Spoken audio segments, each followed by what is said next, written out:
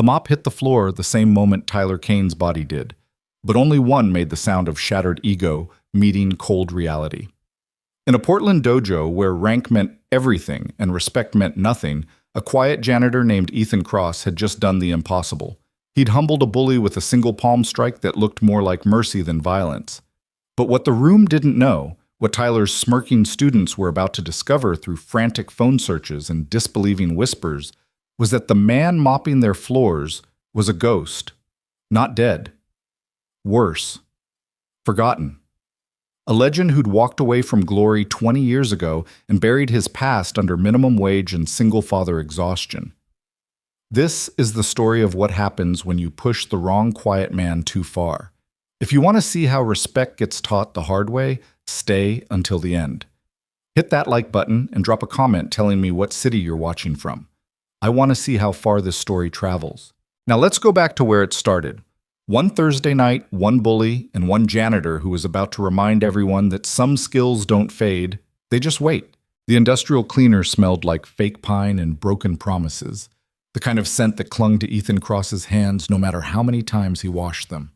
He pushed the yellow mop bucket across the dojo's wooden floor with the steady rhythm of a man who'd learned that invisibility was a survival skill. Thursday nights were always the worst. The advanced class ran late, which meant Tyler Kane ran his mouth even later, and Ethan's daughter Piper would already be asleep by the time he got home to their cramped apartment. He didn't mind the work. Honest labor never bothered him. What bothered him was the voice. "Come on, Marcus, you call that a roundhouse?" Tyler's sharp bark echoed off the mirrors lining the east wall. "My grandmother kicks harder than that, and she's been dead for 6 years."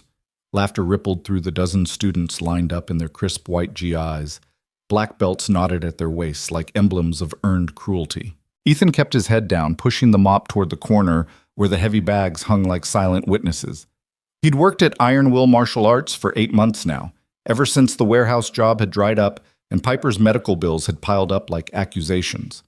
The dojo occupied the ground floor of a converted textile factory in Portland's Pearl District, all exposed brick and steel beams, the kind of place that charged $200 a month for membership and made you feel like you were training in an authentic temple instead of what used to be a sweatshop.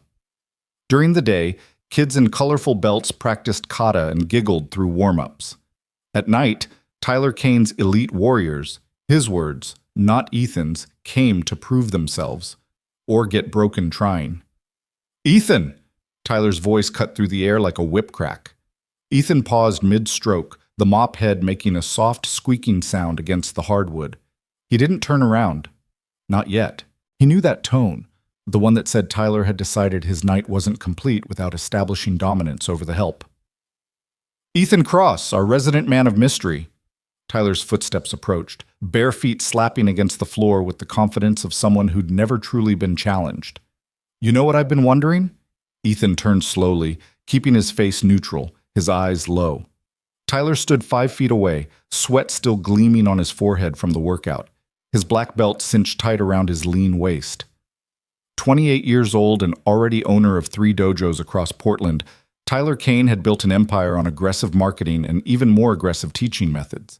His Instagram had 70,000 followers who watched him break boards, spar with visitors, and post motivational quotes over sunsets he'd never actually photographed himself. "What's that, Mr. Kane?" Ethan's voice came out flat, practiced, the voice of a man who'd learned to make himself small. "I've been wondering what a guy like you," Tyler gestured at Ethan's janitor's uniform, the blue shirt with Iron Will Maintenance embroidered over the pocket, "knows about martial arts. You're here every night, cleaning up after real fighters. You watch us train. You must have picked up something, right?" The students had stopped their cool-down stretches. Ethan could feel their attention shift toward him like sharks sensing blood in the water. This was entertainment for them, watching their instructor toy with the janitor, a break from the monotony of forms and sparring drills. "I don't know much," Ethan said. "Just here to clean." "Don't be modest." Tyler's smile didn't reach his eyes. "Come on, show us what you've got. One quick sparring session. Think of it as employee enrichment." "I'd rather not." "I'd rather not," Tyler mimicked in a high-pitched voice that sent snickers through the group. "What are you, scared? It's just for fun, educational purposes. Marcus here." He gestured to a stocky student with a perpetually worried expression. Could use a demonstration on what happens when someone with no training steps into the ring. Right, Marcus? Marcus nodded quickly, though his eyes said he wanted to be anywhere else. Ethan tightened his grip on the mop handle. Mr. Kane, I really need to finish cleaning. My daughter's expecting me home. Your daughter. Tyler's eyebrows rose. Right, the single dad story. That's sweet, Ethan, really. But see, here's the thing. You work for me. And when I ask you to do something, you do it. Consider it part of your job description. Unless you'd rather start looking for work elsewhere. The threat hung in the air like smoke from a doused fire. Ethan felt the familiar tightness in his chest, the one that came whenever someone backed him into a corner. He thought about Piper, asleep in her twin bed decorated with glow-in-the-dark stars, her medical alert bracelet on the nightstand next to her inhaler. Thought about the stack of bills rubber-banded together in the kitchen drawer. Thought about how many job applications he'd filled out before Iron Will had taken a chance on a 42-year-old man with gaps in his resume that he couldn't explain. Okay, Ethan said quietly. He leaned the mop against the wall. Tyler's grin widened. There we go. That's the spirit. Don't worry, I'll go easy on you. Wouldn't want to break our janitor. Then who'd clean up the blood?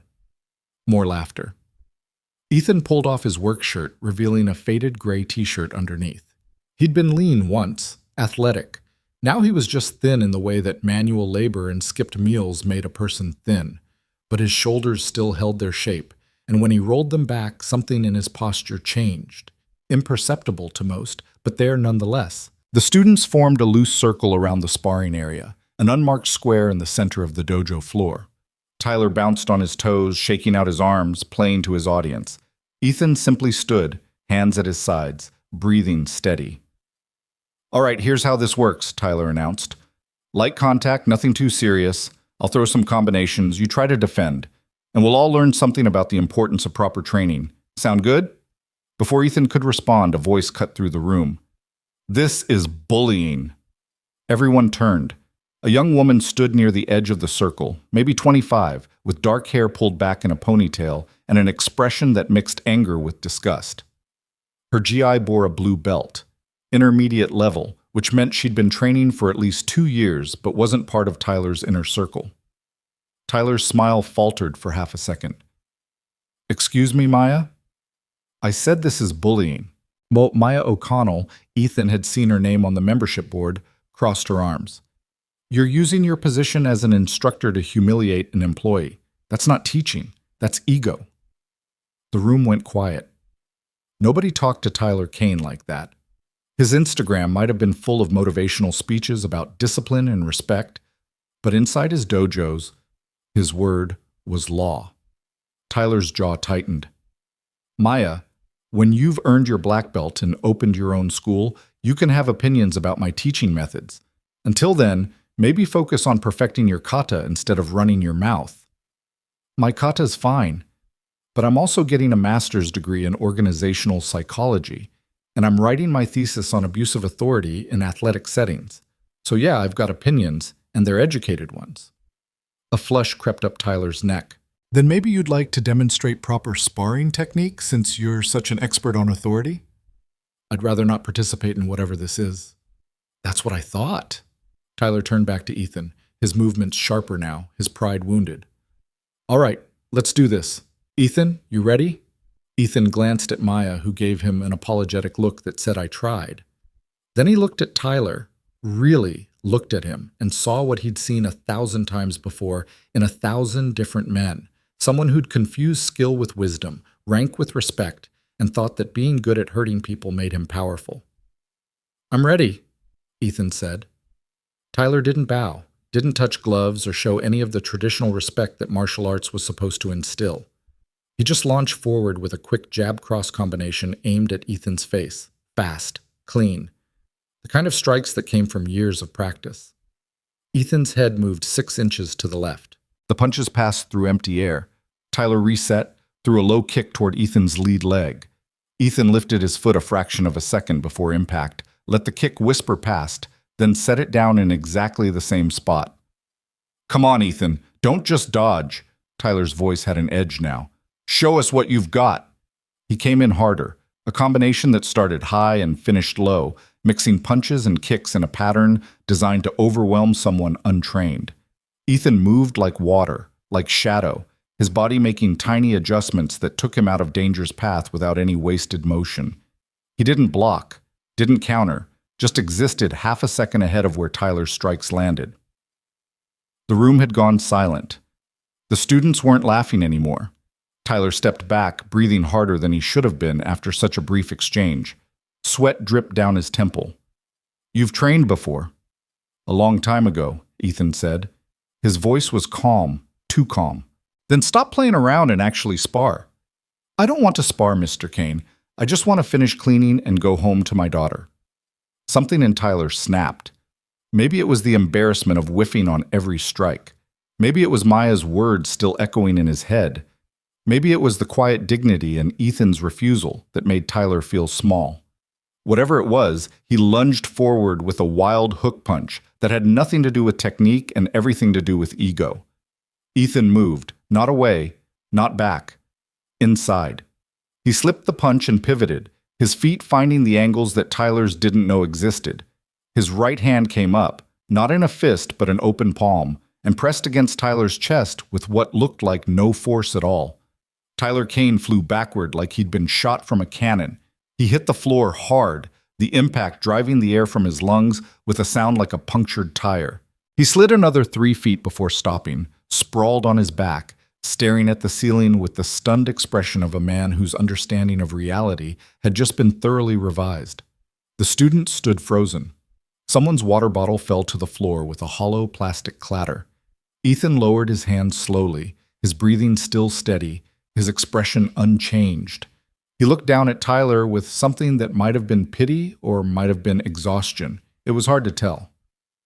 "You okay?" Ethan asked. Tyler coughed, rolled to his side. His face had gone from flushed to pale.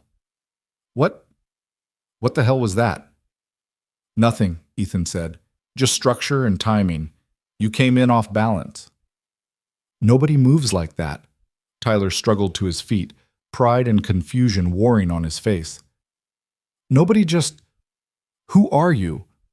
Before Ethan could answer, Maya's voice came from behind her phone screen, where her thumbs had been flying across the keyboard.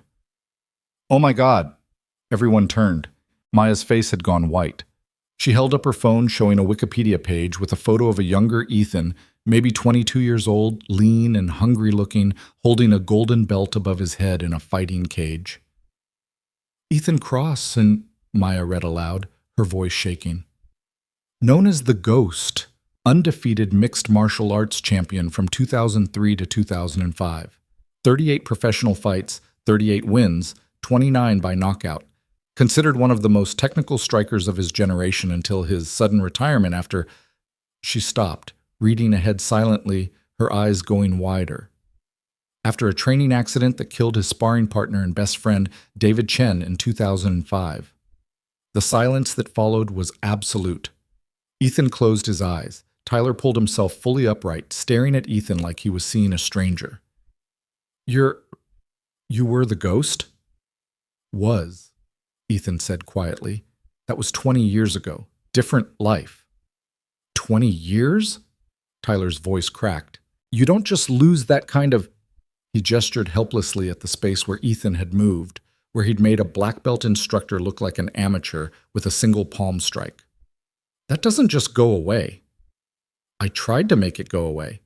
Ethan picked up his work shirt from where he'd left it draped over his mop bucket. "Didn't work, obviously, but I did try." Maya set down her phone with trembling hands. "Your friend... The article says you were training for a title defense. He was helping you prepare. You threw a combination that... I know what I threw." Ethan's voice carried a weight that silenced her instantly. "I was there. I'm there every night when I close my eyes." He pulled the shirt on, fingers working the buttons with mechanical precision. The students watched him like he was a bomb that might detonate. Tyler just stood there, his carefully constructed identity as the alpha instructor crumbling like wet cardboard. "Why?" Tyler finally asked. "Why the hell are you mopping floors if you are..." "Because I killed my best friend with my bare hands." Ethan's voice was flat, factual. Because I spent 6 months in counseling trying to convince myself it was an accident. Because every time I threw a punch after that, all I could see was David's face. Because I have a daughter who needs a father more than the world needs another fighter. He picked up the mop. And because somebody has to clean the floors, Mr. Kane, might as well be me. You should be teaching, Maya said softly. Not him. Ethan shook his head. I'm not a teacher. Not anymore. Then what are you? Tyler's question came out desperate, like he needed to categorize Ethan, to file him away somewhere that made sense. Ethan looked at him, really looked at him, and Tyler flinched from what he saw in those eyes. Not anger, not triumph, just a vast, tired sadness that had been there so long it had worn grooves into his soul. I'm a janitor, Ethan said, and I'd like to finish my shift. But the room had changed. The students had changed. The way they looked at Tyler, at Ethan, at the space between them where all their assumptions had been shattered, it was all different now. Marcus, the stocky student, stepped forward hesitantly. Mr. Cross? Can I ask you something? It's just Ethan. Ethan, then. That move you did, the palm strike. How did you generate that much power without even winding up? I didn't generate power. I redirected his. But how? Marcus, the janitor needs to clean. Tyler's voice had lost its edge. He sounded like a man trying to reassert control but no longer believing in his authority. Class dismissed. Everyone out. Nobody moved. They were all looking at Ethan. Go home, Ethan said gently. It's late. They went, slowly, reluctantly, collecting their bags and water bottles, throwing glances back at Ethan like he might vanish if they looked away too long. Maya lingered by the door, her phone still in her hand, questions written all over her face. But she left too, finally. And then it was just Ethan and Tyler in the big empty dojo with its mirrors and heavy bags and all the weight of what had just happened. Tyler sank down onto one of the benches that lined the wall. He put his head in his hands. I humiliated you in front of everyone. Yeah. And you could have destroyed me. Yeah. But you didn't. Ethan pushed the mop in slow, methodical strokes. Would have been easy. One punch, maybe two, and you'd have been unconscious before you hit the ground. Then what? I'd feel strong for 5 seconds? Prove something to a room full of people who don't matter to me? Risk my job? Risk going back to that headspace where using violence felt like solving problems? He shook his head. Not worth it. That palm strike wasn't violence. That was a lesson. Violence would have been breaking your ribs. Tyler looked up, his face haggard. What's the difference? Intent. Ethan paused, leaning on the mop handle. I pushed you back because you needed to understand that attacking someone wasn't going to work. I didn't hurt you because hurting you wouldn't have taught you anything except to fear me, and fear isn't respect. You sound like a teacher. I sound like someone who learned hard lessons. Ethan resumed mopping. There's a difference. They were quiet for a long moment. The industrial cleaner smell mixed with sweat and the faint scent of the foam mats stacked in the corner. Outside, Portland's nighttime traffic hummed its perpetual lullaby. My grandfather opened the first Iron Will Dojo 40 years ago, Tyler said quietly. He taught me that martial arts was about discipline, respect, honor. Then he died, and I inherited the business, and somewhere along the way I forgot all that. I forgot it was supposed to be about building people up, not tearing them down. He laughed bitterly. Hell of a thing to realize because a janitor put me on my ass. You're not a bad instructor, Ethan said. You've got good technique. I've watched you teach. You know your forms, your combinations. You lead with ego instead of wisdom. And you think that can change? I think everything can change if you're willing to do the work. But it's hard work, Mr. Kane. Harder than learning a spinning back kick or breaking boards for Instagram. It's the work of admitting you were wrong, apologizing to people you've hurt, showing up every day committed to being better than you were yesterday. Ethan looked at him. That work never ends. I've been doing it for 20 years, and I'm still not done. Tyler stood up slowly. His black belt hung loose around his waist, suddenly looking more like a costume than an achievement. I should apologize to you for what I did tonight. You should. But not because I'm the ghost, or because I embarrassed you. You should apologize because you tried to humiliate someone to make yourself feel powerful. And that's wrong no matter who they are. If I'd been some random janitor with no training, what you did would have been just as bad. Worse, maybe, because then I couldn't have defended myself. You're right. I know I'm right. Question is whether you believe it. Tyler nodded slowly, like a man waking up from a long sleep. Ethan Cross, the ghost. Jesus. I've watched your fights on YouTube. You were incredible. I was dangerous. There's a difference. Is there? You never lost. You made grown men quit. I killed my best friend. Ethan's voice cut through Tyler's nostalgia like a scalpel. David Chen, we grew up together, started training together when we were 12. He was in my corner for every single fight. He was my best man when I got married. He was the first person I told when my wife was pregnant. And then one Tuesday afternoon, we were drilling combinations in preparation for my next title defense. And I threw a left hook that landed wrong. Wrong angle, wrong timing, wrong everything. Caught him on the temple. He went down like someone had cut his strings. The dojo seemed to hold its breath. He died 3 hours later in the hospital. Subdural hematoma. The doctor said it was a freak accident, 1 in a million chance. His parents said they forgave me.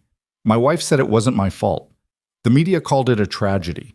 But none of that changed the fact that I killed the person I loved most in the world because I was so obsessed with winning, so focused on defending a championship belt, that I trained harder than I should have. Pushed when I should have rested. And David paid the price.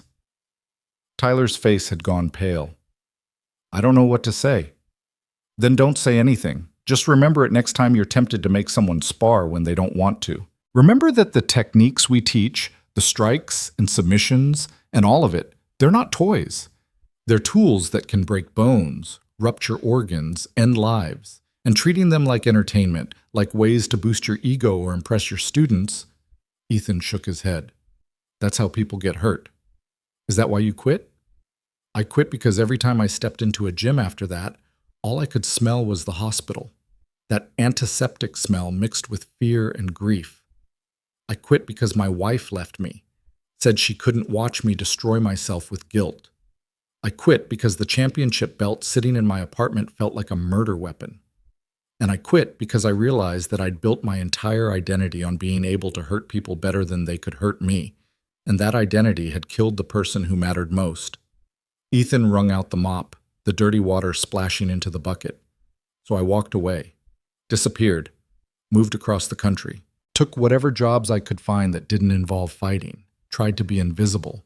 Then my ex-wife died in a car accident 4 years ago, and suddenly I was a single father to a 6-year-old girl who had asthma and needed someone steady, someone safe, someone who wasn't the ghost.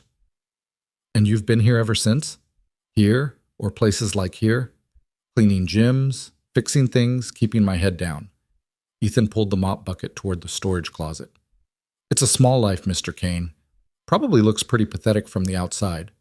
But it's mine, and it's honest, and most importantly, nobody gets hurt. Tyler stood there for a long moment, processing. When he finally spoke, his voice was different, quieter, more genuine. What you said before about the work of being better, will you help me do it? Help you how? Teach me, really teach me. Not techniques, I've got those. But the other stuff, the wisdom part, the part your grandfather tried to teach you that you forgot. Tyler's eyes were earnest now, stripped of their earlier arrogance. I've got 3 dojos full of students who deserve better than what I've been giving them, and I don't know how to fix it alone. Ethan was quiet for a long time. I'm not a teacher.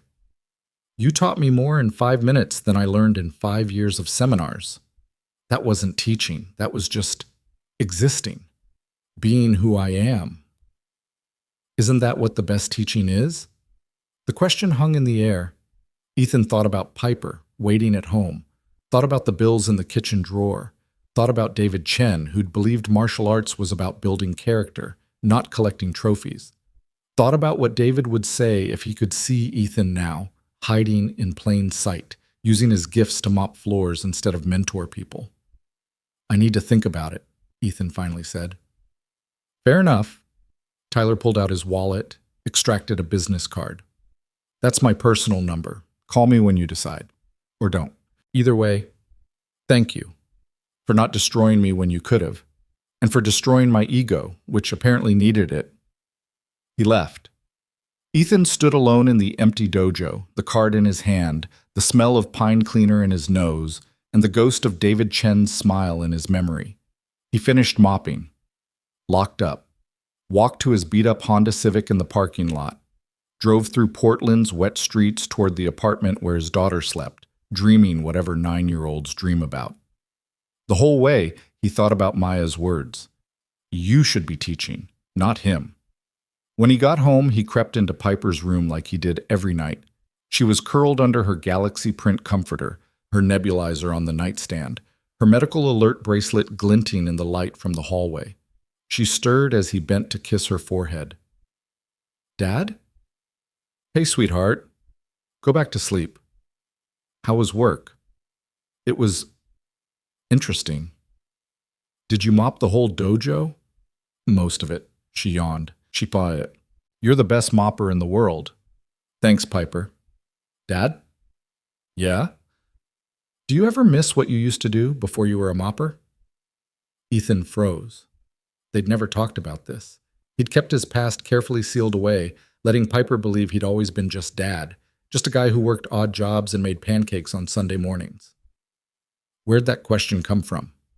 I heard you talking in your sleep last week. You kept saying sorry to someone named David. His heart clenched. Piper, you don't have to tell me if you don't want to, but Mom used to say you were someone important before I was born, someone people knew. Her voice was small in the darkness. Was that true? Ethan sat on the edge of her bed, choosing his words carefully. I used to fight, sweetheart. Professional fighting. I was pretty good at it. Like boxing? Sort of. Different styles mixed together. But then something bad happened, and I stopped. Started over. Became a dad. And that's been the most important thing I ever did. More important than fighting? Way more important than fighting. She was quiet for a moment. The kids at school, some of them have dads who are doctors or lawyers or computer programmers. I tell them my dad's a mopper, and they laugh sometimes. Does that bother you? Sometimes.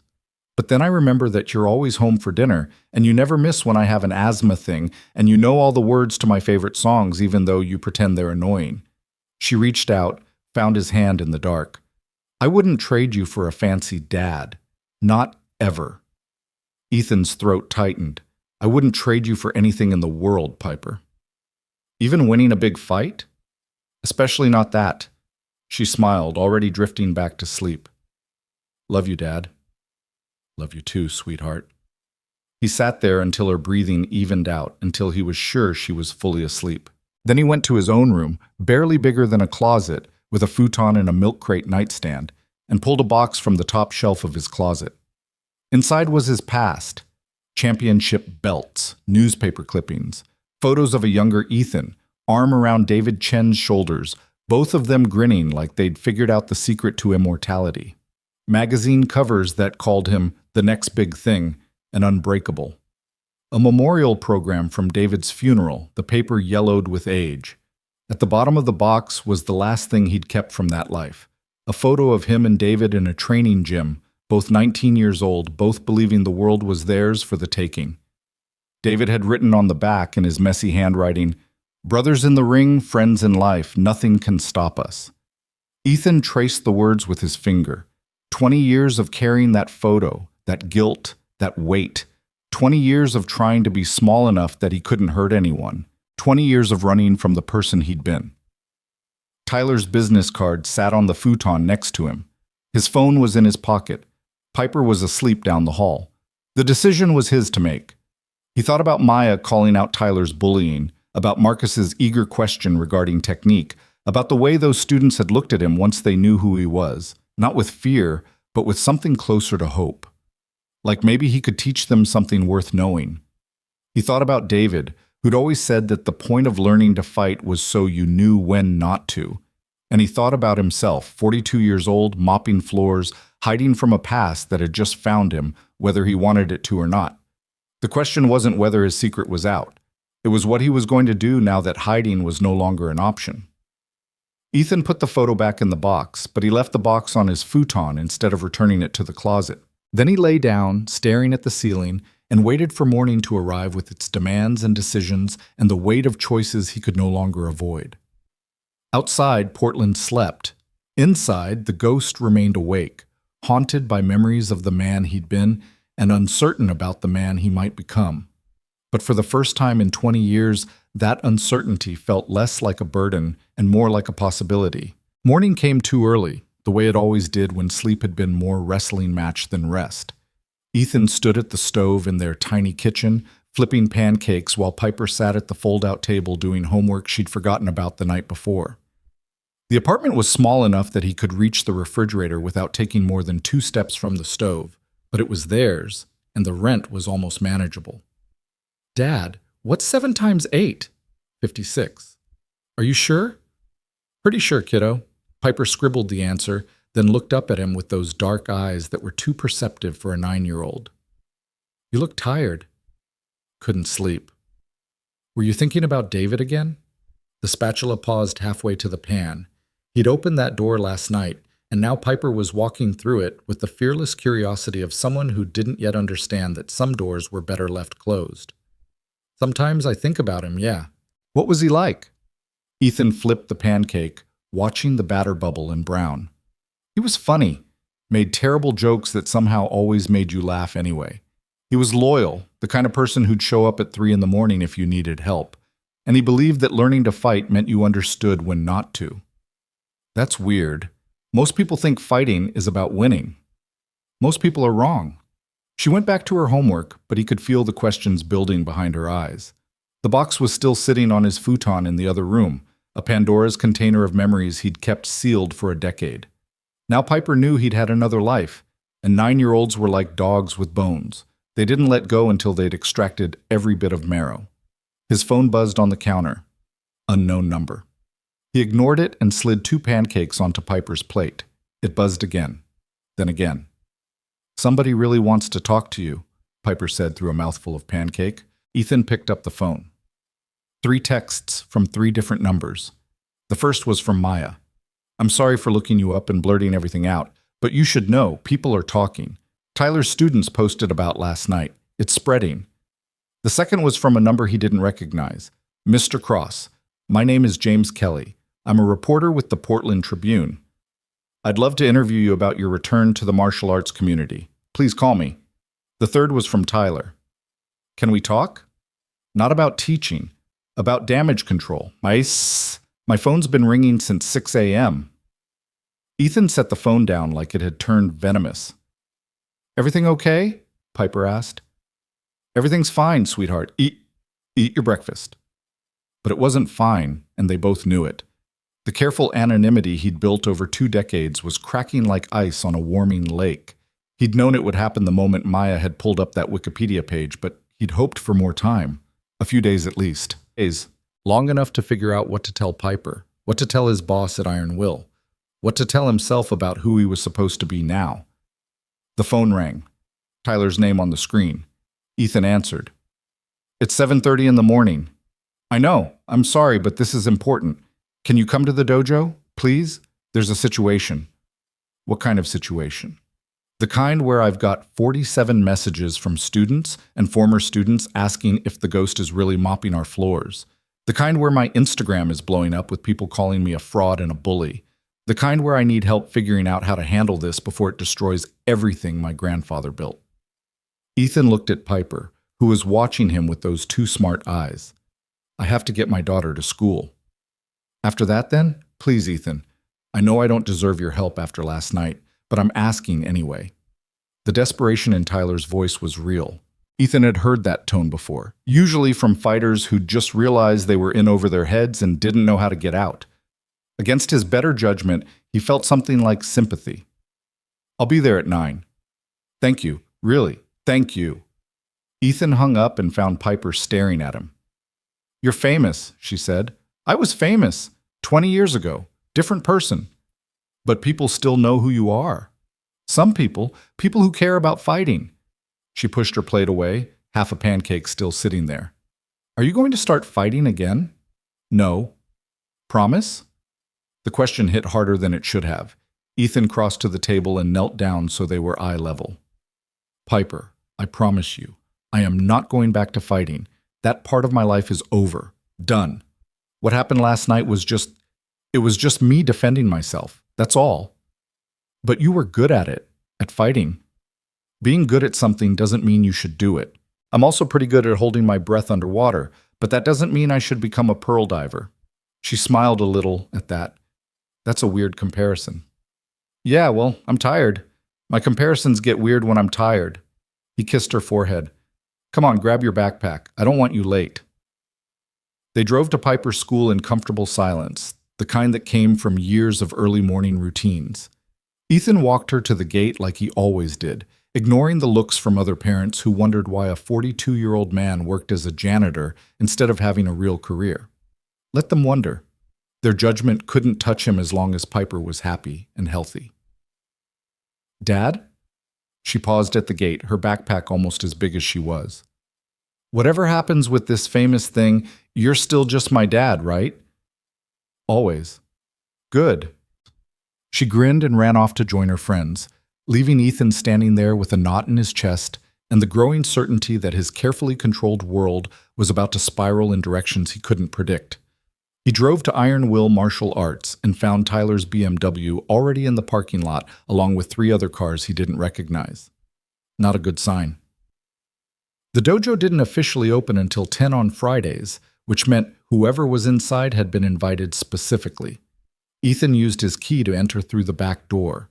Voices echoed from the main training floor, Tyler's, Maya's, and others he couldn't identify. He stopped in the doorway and took in the scene. Tyler stood near the mirrors, looking like he hadn't slept. Maya sat on one of the benches, her laptop open, her face drawn. 2 other people occupied the space. A woman in her 50s wearing an expensive suit and an expression that said she'd dealt with worse than this before breakfast, and a younger man with a tablet and the desperate energy of someone whose job depended on solving unsolvable problems. They all turned when Ethan entered. Thank God, Tyler said. Ethan, this is Patricia Domingo, my business attorney, and Marcus Chen. No relation to your friend, just an unfortunate coincidence. He handles my social media and marketing. Ethan noticed Marcus flinch at the word unfortunate, but didn't comment. Patricia Domingo stood and extended a hand that could have crushed walnuts.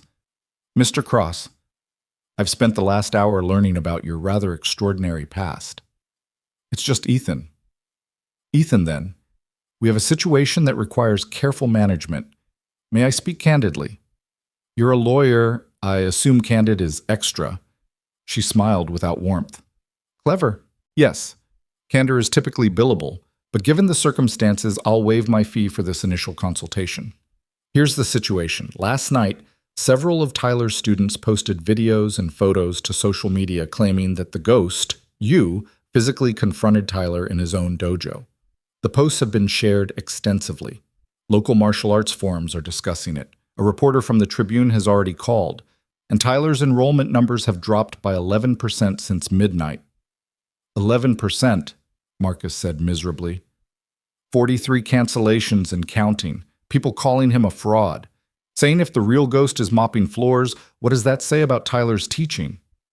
Tyler looked at Ethan with exhausted eyes. I built this on reputation, on the idea that I was the best instructor in Portland, and now everyone knows there was someone better cleaning my toilets. That's not what happened, Maya said sharply. What happened is you bullied an employee and he defended himself with remarkable restraint. If anything, Ethan's the hero of this story. The narrative doesn't matter, Patricia said. What matters is perception and liability. Ethan, did Tyler force you to spar against your will? Strongly encouraged it. Using threats of termination? Ethan hesitated. This was where it got complicated. Tell the truth, and Tyler could face legal consequences. Lie, and he'd be complicit in covering up behavior he'd explicitly called out. He thought about David, who'd always said that honor wasn't about choosing between right and wrong. It was about having the courage to choose right when choosing wrong would be easier. Yes, Ethan said. He threatened my job if I didn't spar with him. Tyler's face went pale. Patricia's expression didn't change, but Marcus made a small sound like he'd been punched. That's constructive discharge, Patricia said. Possibly workplace harassment. If Ethan wanted to pursue legal action, he'd have a strong case. I don't want to pursue legal action, Ethan said. I just want to do my job and go home to my daughter. Unfortunately, that ship has sailed. Patricia gestured to Marcus's tablet, where comments and shares were scrolling past in an endless feed. The story is out. The question now is how we shape it before it shapes us. We could release a statement, Marcus offered weakly, saying it was a misunderstanding, that Ethan and Tyler were just training together and things got blown out of proportion. That's a lie, Maya said flatly. I was there. It wasn't training. It was humiliation, and Ethan stopped it with the minimum force necessary. If you try to spin this as something else, I'll go on record contradicting you. Tyler slumped against the wall. So what do we do? Patricia looked at Ethan with calculating eyes. That depends on what Ethan wants. What I want is to be invisible again. That's not an option anymore. You're the ghost.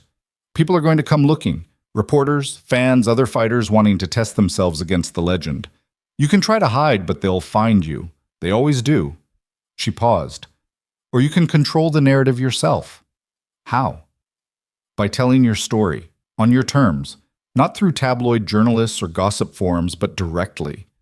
You could do an interview, a press conference, something where you explain why you disappeared and what you've been doing for 20 years. I've been cleaning toilets and raising my daughter. Not exactly inspiring content.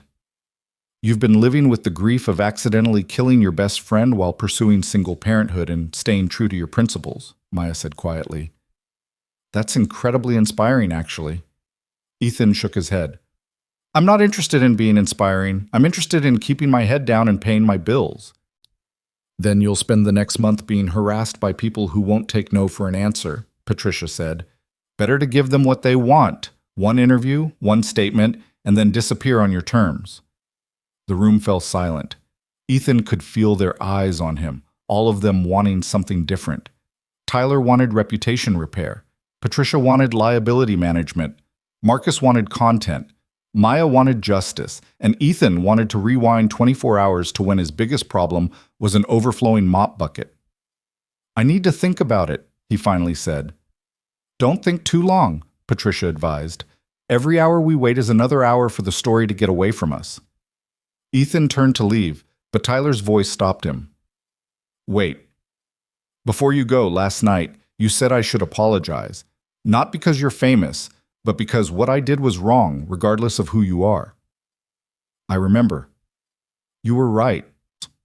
Tyler straightened up, meeting Ethan's eyes with something like courage. Ethan Cross, I apologize for threatening your job. I apologize for trying to humiliate you in front of my students.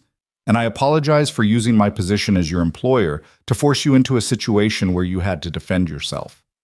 What I did was wrong. It was abuse of power, and it goes against everything martial arts is supposed to teach. He paused. I'm sorry. The apology hung in the air. Ethan could see how much it cost Tyler to say those words in front of his lawyer, his marketing guy, and a student who'd already called him out once. There was no wiggle room in the apology, no deflection or excuses, just acknowledgement and remorse. Thank you, Ethan said. That took guts. I've been thinking about what you said, about doing the work of being better. I want to do that work, but I don't know how. Tyler's voice cracked slightly. My grandfather taught me forms and techniques, but he died before he could teach me the wisdom part. And I've been failing people because of it. The first step is what you just did, admitting you were wrong, taking responsibility. What's the second step? Ethan was quiet for a long moment. He thought about the box on his futon, about Piper's questions, about the way those students had looked at him once they knew who he was.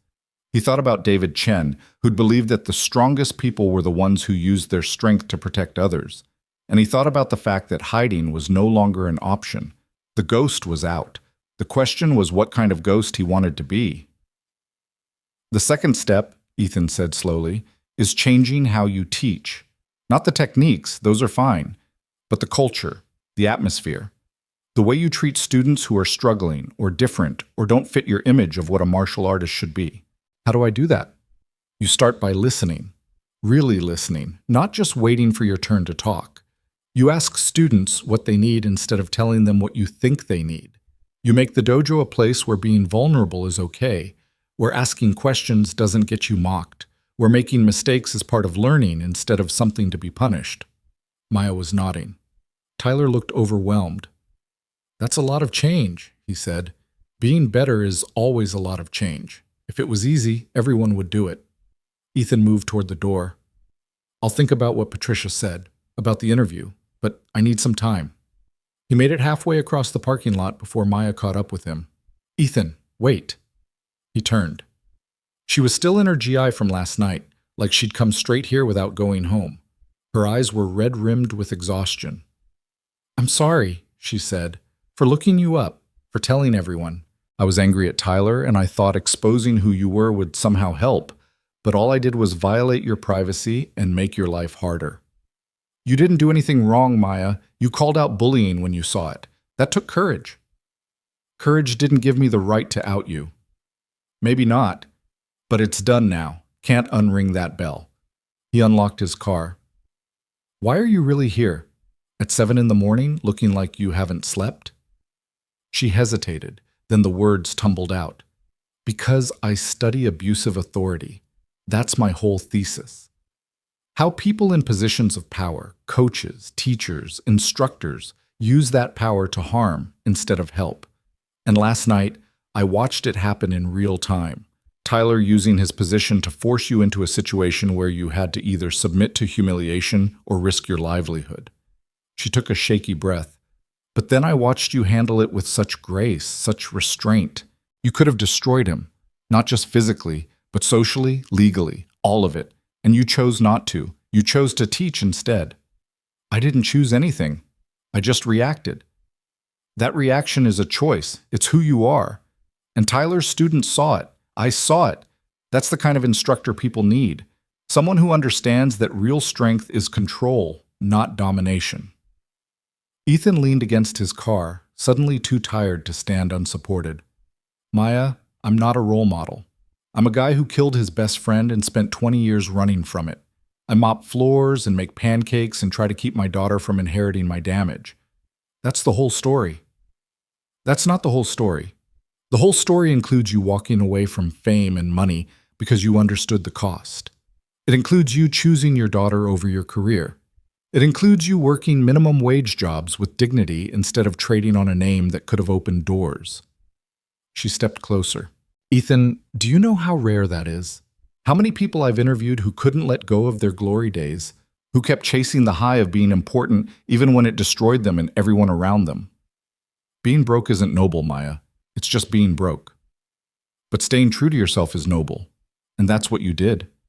He wanted to argue, but the exhaustion was catching up with him. He'd been awake for 26 hours, and the emotional weight of the last evening was pressing down like a physical force. "I need to go," he said. "I have to sleep before my shift tonight." "You're still going to clean the dojo?" "It's my job." "Tyler would understand if you needed time off." "I don't need time off. I need normalcy, routine, something that makes sense." He opened his car door. "Thanks for caring, Maya. Really. But I'm not the person you think I am." "You're exactly the person I think you are. That's the problem. You're the only one who can't see it." She walked back toward the dojo, leaving Ethan standing by his car with her words echoing in his head. He drove home through Friday morning traffic, past coffee shops where people grabbed lattes before heading to offices where they had careers instead of jobs, past gyms where people trained for fun instead of survival, past the ordinary world he'd been trying to inhabit for 2 decades. His phone buzzed constantly. Messages from numbers he didn't know, friend requests on social media platforms he'd never joined, emails forwarded from the Tribune reporter who'd somehow gotten his address. The modern world was relentless in its need to categorize, to understand, to turn every story into content. Back at the apartment, he silenced his phone and stood in his closet doorway, looking at the box he'd left on the futon. Piper wouldn't be home for 7 hours.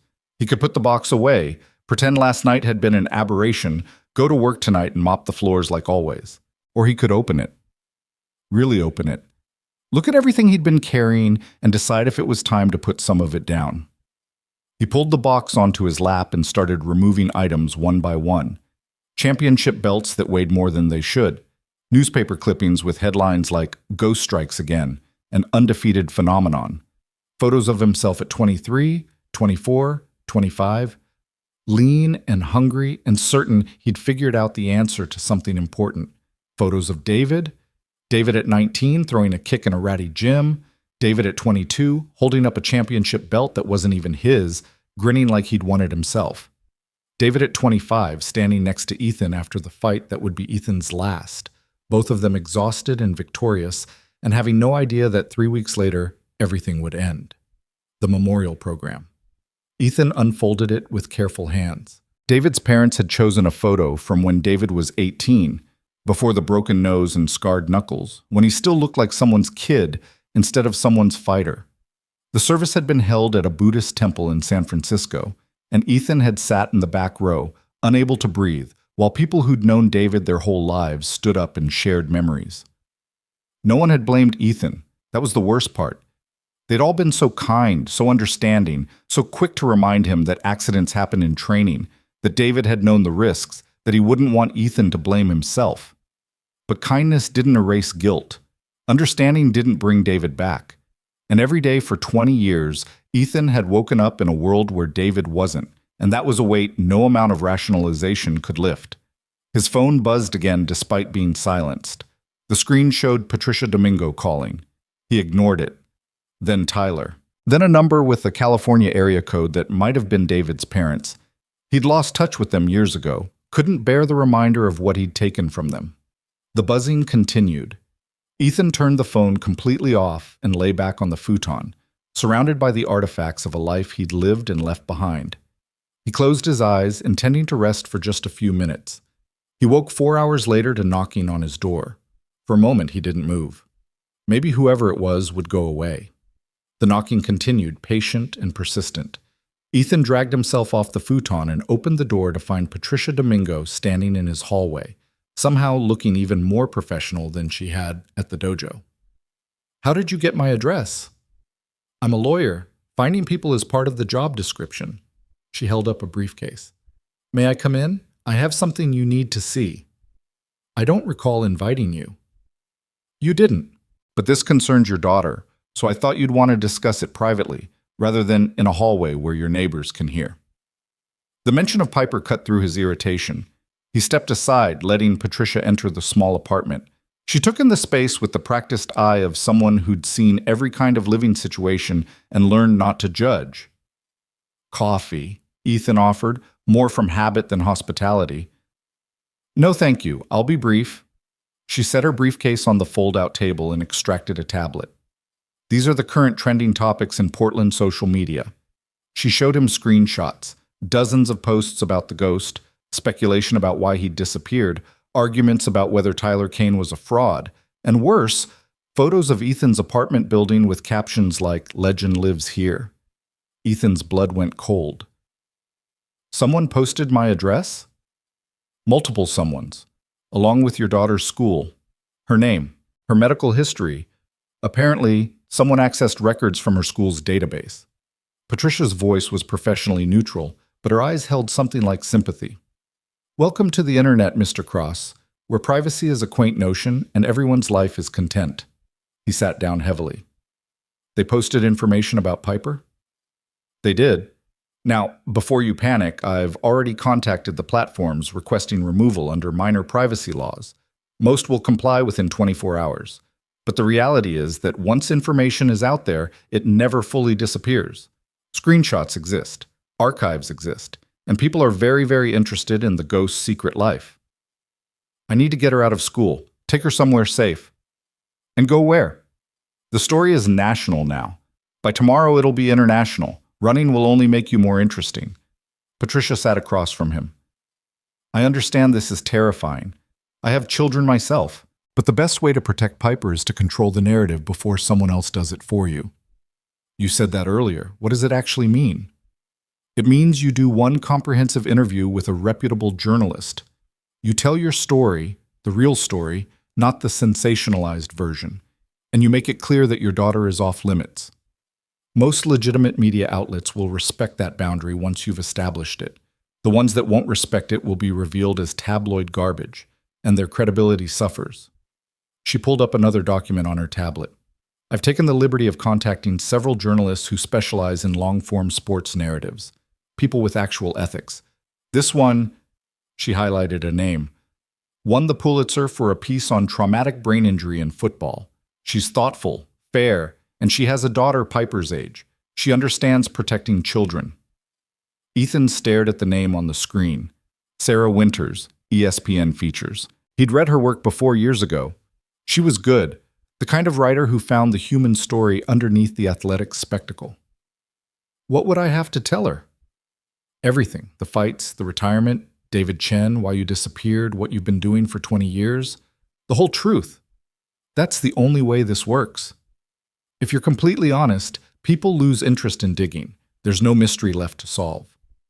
And if I say no, then journalists with fewer scruples will piece together your story from public records, court documents, and interviews with people who barely knew you. Tyler's students will sell their version to whoever pays. Someone will track down David's parents and ask them how they feel about their son's death 2 decades later. And Piper will find out about your past from classmates who heard it from their parents who read it in a blog post written by someone who thinks accuracy is optional. Patricia's voice softened. I'm not trying to scare you, Ethan. I'm trying to help you understand that silence isn't protection anymore. It's just surrender. He thought about Piper asking if he'd start fighting again. Thought about her small voice saying, "You're still just my dad, right?" Thought about the box of memories on his futon and how much of his past he'd kept sealed because opening it felt like betrayal. Of David's memory, of the peace he'd tried to build, of the person he'd tried to become. But maybe Patricia was right. Maybe the only way forward was through. If I do this interview, I have conditions. Name them. Piper's face never appears in any media. Her school, her medical information, anything that could identify her beyond Ethan Cross has a daughter. That's off limits completely. Agreed. I won't demonstrate techniques or spar for cameras. This isn't a comeback story. It's an ending story. Fair enough. And Tyler Kane isn't the villain. What happened at the dojo was between him and me. I won't let some journalist turn it into a scandal that destroys his business. Patricia raised an eyebrow. That's remarkably generous, considering he threatened your job. He apologized. He's trying to do better. That should count for something. All right. I'll make sure those boundaries are written into the contract before any interview happens. She stood, extending her hand. You're making the right choice, Ethan, for yourself and for Piper. He shook her hand, not entirely sure he believed her, but out of better options. After Patricia left, Ethan sat in his quiet apartment, surrounded by championship belts and old photographs, and wondered if it was possible to move forward while carrying the past, or if eventually you had to choose between the two. His phone powered back on and immediately lit up with notifications. He ignored all of them except one, a text from Tyler with a link to an Instagram video. Against his better judgment, he clicked it. The video showed Tyler sitting in the empty dojo, no dramatic lighting or music, just him and the camera. I want to address what happened last night, Tyler said, his voice steady but humble. I abused my position as an instructor and employer. I tried to humiliate someone to make myself feel powerful, and I was wrong. Ethan Cross handled the situation with more grace than I deserved. He's not returning to fighting. He's not looking for attention. He's just a man trying to live his life and raise his daughter in peace. I'm asking everyone, please respect that, and I'm committing to doing better. Real martial arts isn't about domination or ego.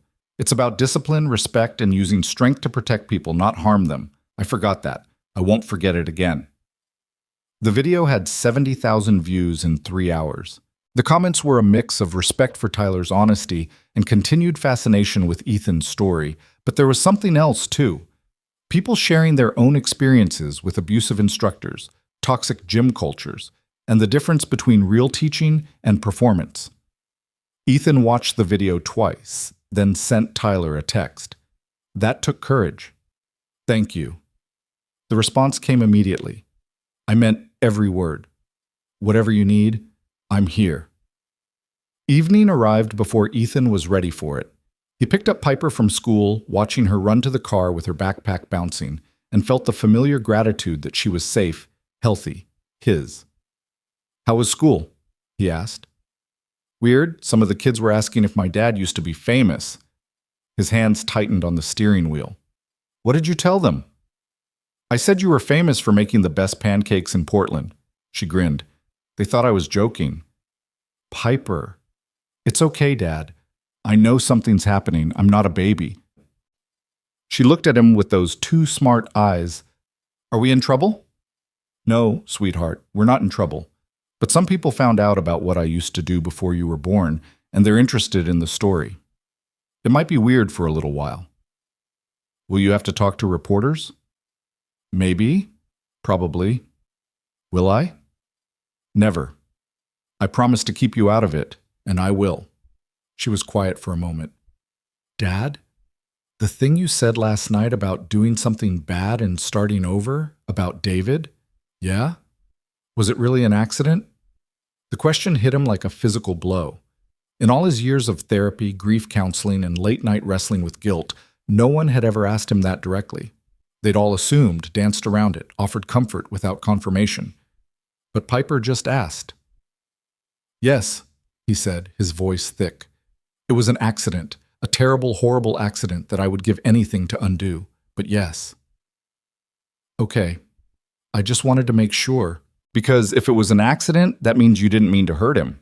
And if you didn't mean to, then you're not a bad person. You're just a person something bad happened to.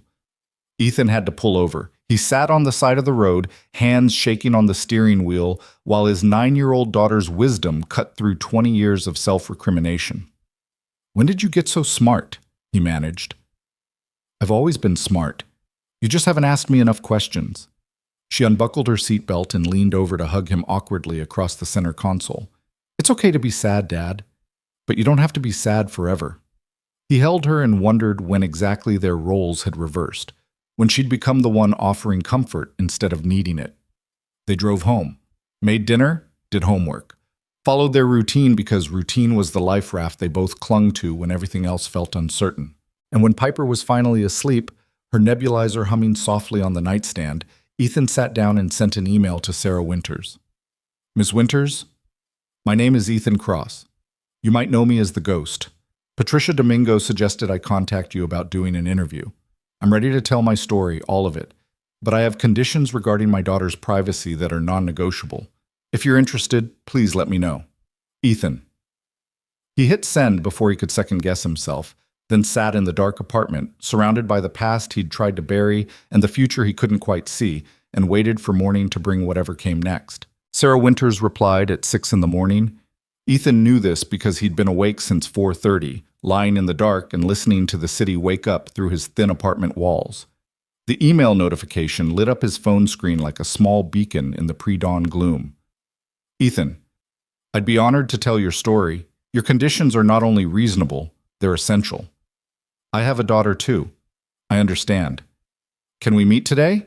I'm flying to Portland this afternoon. Best, Sarah. He stared at the message for a long moment, then typed back, coffee shop near my place. 2 p.m. I'll send the address.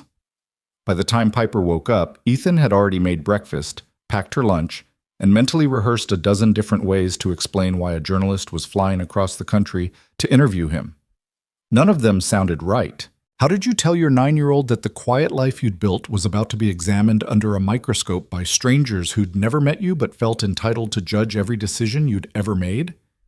You're making that face again, Piper said around a mouthful of cereal. What face? The worried face. The one where your eyebrows do that scrunchy thing and you look like you're trying to solve a math problem in your head. I'm meeting with a reporter today. She wants to interview me about my past. Piper set down her spoon, suddenly serious. The fighting past? Yeah. Are you going to tell her about David? The question shouldn't have surprised him. Piper had been sitting with that information for 2 days now, processing it in whatever way 9-year-olds processed grief they hadn't lived through but inherited anyway. I am. She needs to understand why I stopped. Will it make you sad, talking about it? Probably, but sometimes sad things need to be talked about anyway. She considered this, her face thoughtful in the morning light filtering through their kitchen window. Mrs. Patterson says that keeping feelings inside is like keeping a wild animal in a cage. Eventually, it gets out, and when it does, it's angry. Mrs. Patterson sounds like a smart teacher. She is, She also says that people who've been through hard things are stronger because they know they can survive hard things. Ethan reached across the table and squeezed Piper's hand. When did you grow up without asking my permission? I've been working on it gradually. You've just been too busy worrying to notice. He drove her to school, watching her disappear through the gates with her backpack and her wisdom that made him feel like maybe he'd done something right despite all the things he'd done wrong.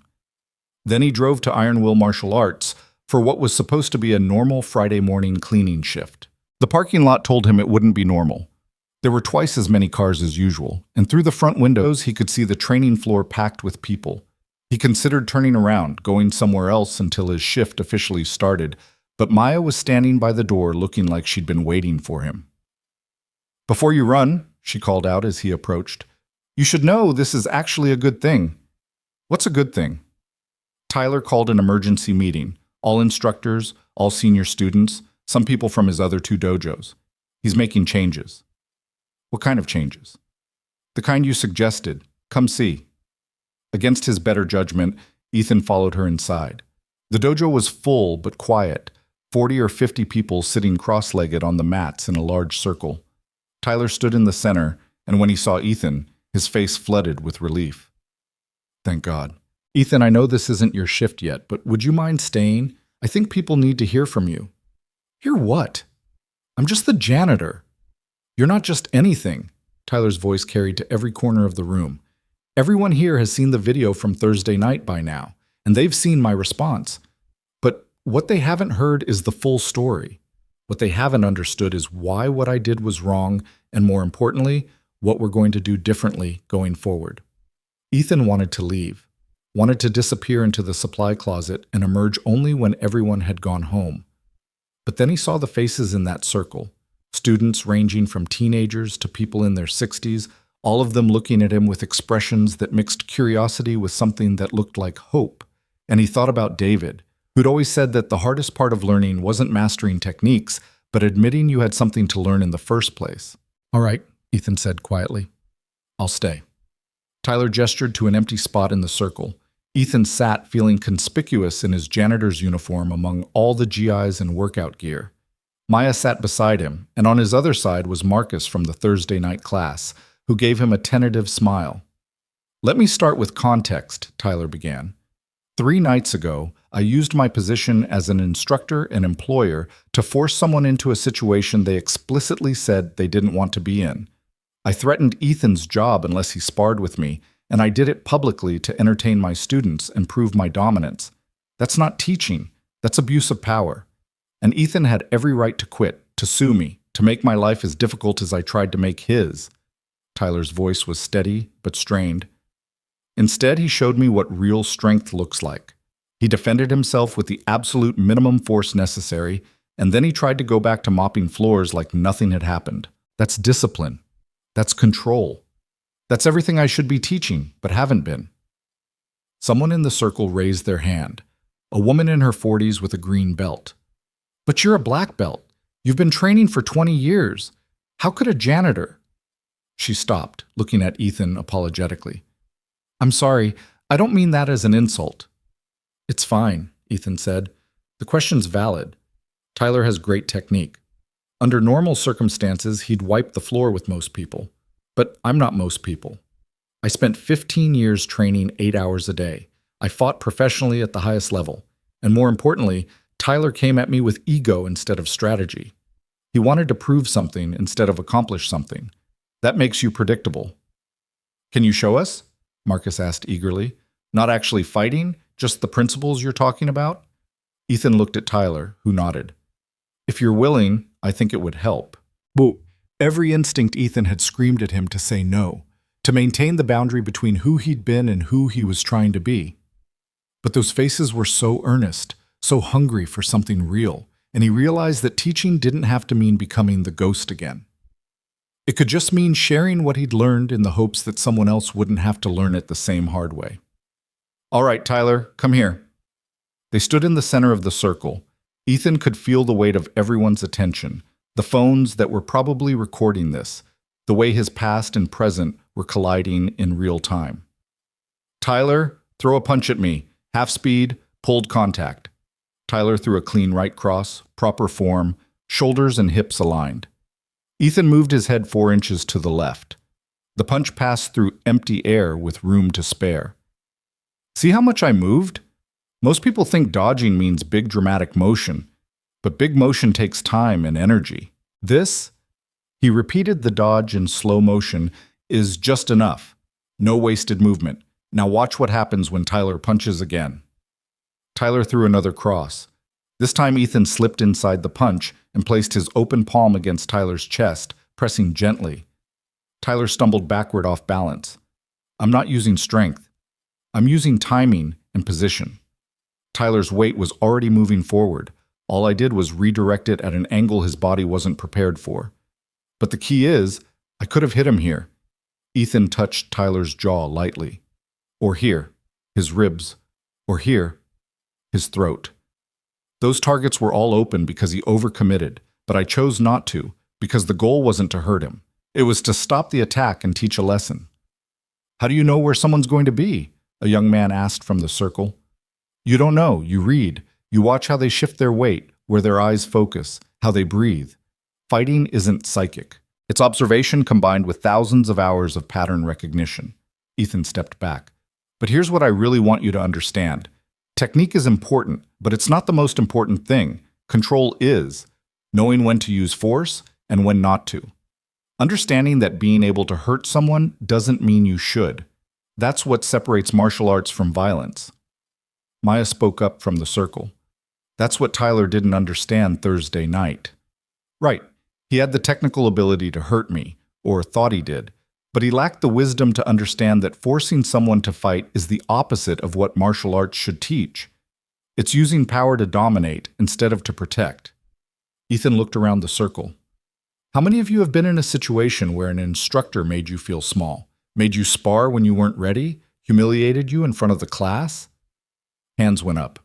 More than half the people in the circle. That's a problem, Ethan said quietly. That's not training, that's trauma disguised as toughness, and it needs to stop. Tyler's face had gone pale. I've done that. To most of you, probably. I thought I was making you stronger. You thought wrong, Maya said bluntly. You were making us scared. There's a difference. An older man with a gray beard and a black belt spoke up. So what do we do differently? How do we teach discipline without being harsh? You start by understanding that discipline isn't obedience. It's self-control. You can teach someone to control their body, their temper, their fear, without breaking their spirit. You do it by setting clear expectations, by praising effort instead of just results, by making your dojo a place where it's safe to be a beginner. Ethan paused. And you do it by never, ever using someone's vulnerability against them.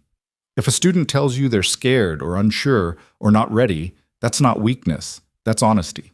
And honesty should be rewarded, not punished. The circle was silent. Some people were nodding, others looked uncomfortable like they were reassessing every martial arts class they'd ever taken. Tyler sat down, looking exhausted.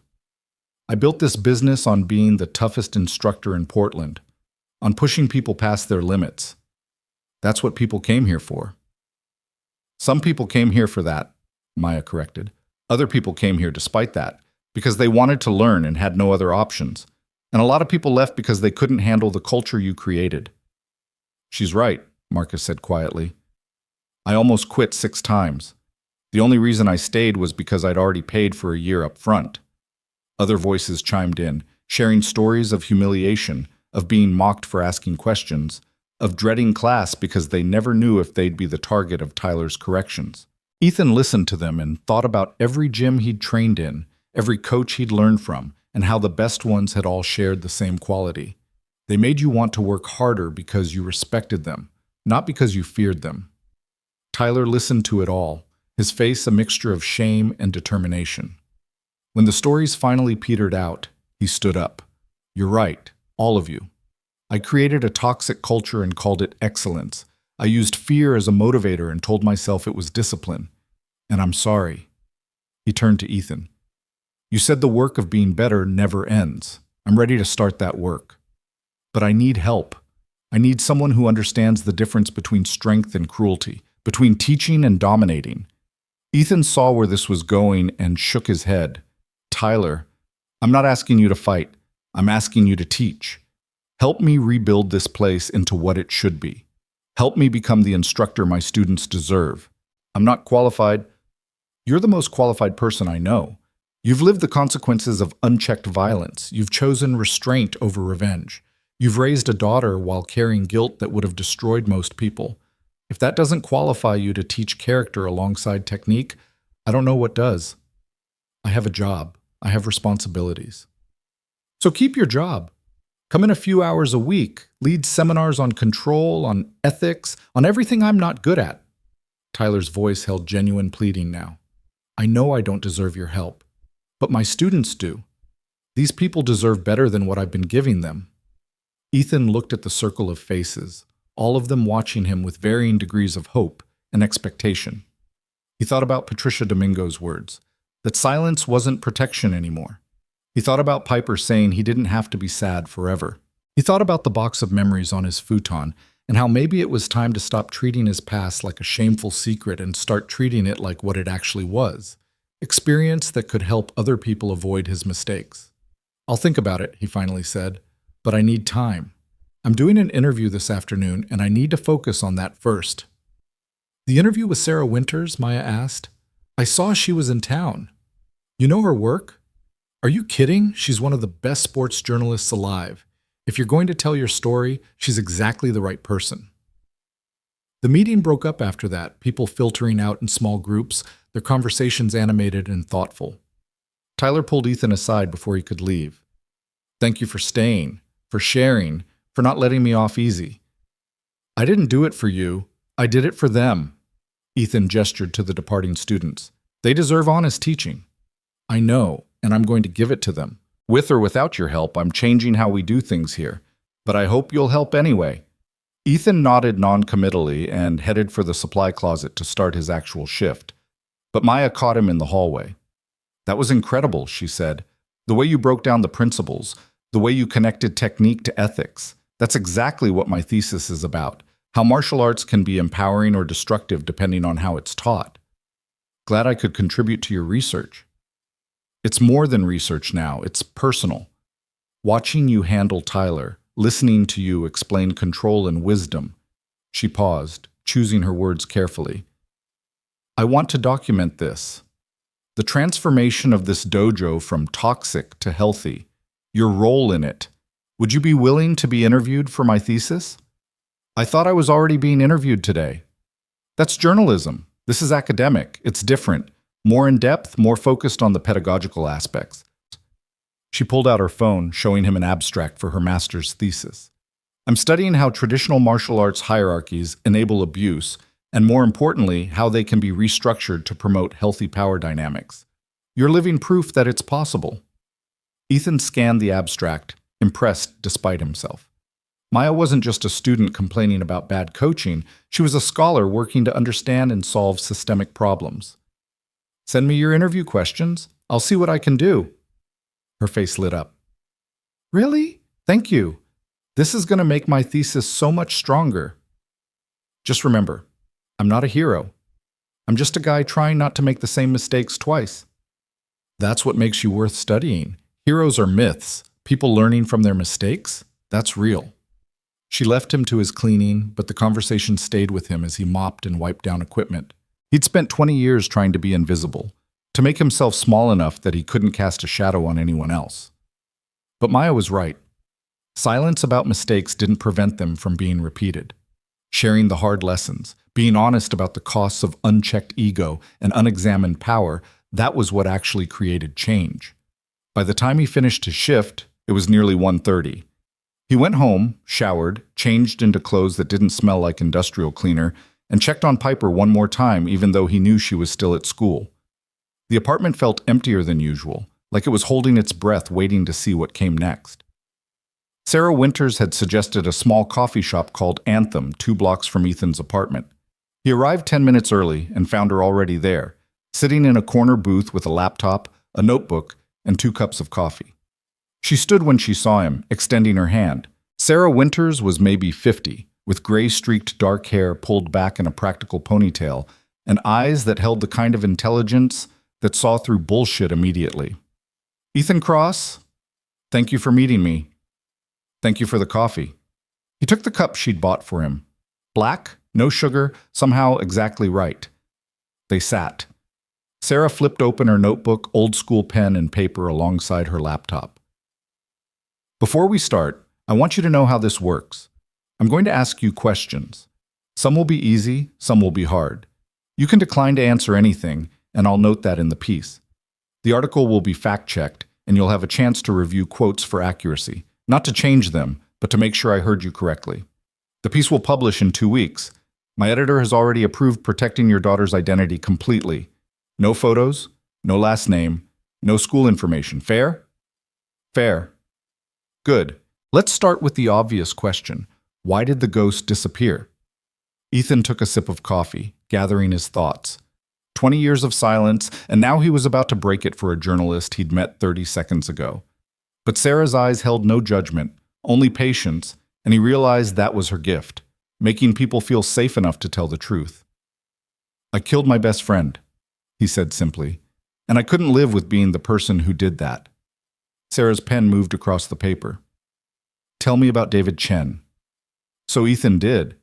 He told her about meeting David at 12 years old in a strip mall karate dojo in San Francisco, about how they'd been inseparable from that first class, two skinny kids who'd found something that made sense in a world that mostly didn't, about training together through high school, through their 20s, about David being in Ethan's corner for every professional fight. "He was more than my training partner," Ethan said. He was my brother, the person who knew me better than anyone, including my wife at the time. We had this thing where we'd spar, and halfway through, we'd start laughing because we knew each other's moves so well. It became like a dance we'd done 1,000 times. What happened the day he died?" Ethan set down his coffee cup. His hands were steady, but only because he'd had 20 years to practice keeping them that way when talking about this. "I had a title defense coming up. Big money fight, championship belt on the line. David and I were drilling combinations in a private gym. We'd done it 10,000 times before. But that day, I was tired. We'd been training hard for weeks, and I threw a hook that came in at the wrong angle, caught him on the temple. He went down." Ethan's voice stayed flat, factual, the only way he could get through it. "He was unconscious before he hit the mat. Subdural hematoma. He died 3 hours later in the hospital. He never woke up." Sarah's pen had stopped moving. "I'm sorry." Everyone was sorry. His parents, my wife, the doctors, the media. They all said it was an accident, that these things happen in combat sports, that David knew the risks, and they were right. It was an accident. I didn't mean to kill him, but the result was the same. He was dead, and I was the reason. "How did you handle that?" "I didn't. Not well, anyway. I went to his funeral and couldn't speak, went home and couldn't eat. My wife tried to help, but watching her watch me fall apart, she couldn't take it. She left 6 months later. Can't blame her. I was a ghost long before anyone started calling me that as a nickname." "Is that when you retired?" "I announced my retirement 2 weeks after David's funeral. Gave up the championship belt, walked away from a career that was supposed to go another decade. Everyone thought I'd come back eventually. Fighters always do, especially undefeated ones. But I didn't. I worked construction, then warehouse jobs, then maintenance. Moved around a lot. Tried to figure out how to be a person instead of a fighter. Then your ex-wife died, and you became a single father." "Yeah, car accident 4 years ago. Piper was 6. Suddenly, I wasn't just responsible for myself anymore. I had this little girl who just lost her mother, and she needed someone stable, someone safe, someone who wasn't going to disappear into grief like I'd done before." Ethan met Sarah's eyes. "That's when I really stopped being the ghost. I became dad. And that's a better thing to be." Sarah filled several pages with notes, asking follow-up questions about Piper's health, about the jobs Ethan had worked, about how he'd ended up in Portland. Then she shifted gears. "Let's talk about Thursday night. You're working as a janitor at a martial arts dojo. The instructor forces you to spar with him in front of his students. What was going through your mind?" "Honestly, I just wanted to finish mopping and go home. I didn't want trouble, didn't want attention, but Tyler Kane, he's the instructor. He threatened my job. Said I had to spar or start looking for work elsewhere. And I need that job. I've got medical bills for Piper's asthma, rent, the normal stuff. So I agreed. But you weren't really in danger, were you? You're the ghost. Being the ghost doesn't pay medical bills, and skills fade if you don't use them. I haven't fought in 20 years. For all I knew, Tyler would have taken me apart. But he didn't. No, he came at me with ego, and ego makes you sloppy. I just got out of the way. Then you hit him with a palm strike that sent him flying backward. That was caught on video. It looks superhuman. Ethan almost smiled. It's not superhuman. It's physics and timing. Tyler was already off balance. I just helped him along. You're being modest. I've shown that video to 3 different martial arts experts. They all said the same thing. What you did requires decades of training and perfect control. One called it the most impressive display of restraint he'd ever seen because you could have seriously injured Tyler, but chose not to. That's the point. Fighting isn't about hurting people. It's about controlling the situation with the minimum necessary force. Tyler needed to understand he couldn't bully me, but he didn't need broken ribs to learn that lesson.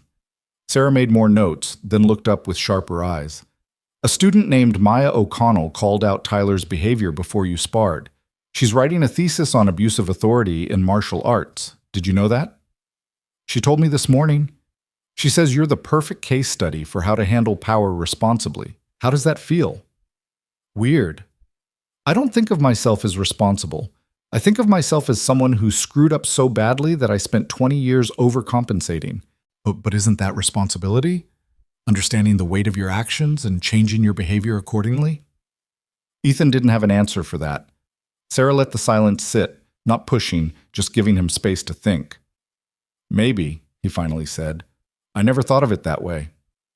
Tyler Kane posted a video apologizing and taking responsibility for his actions.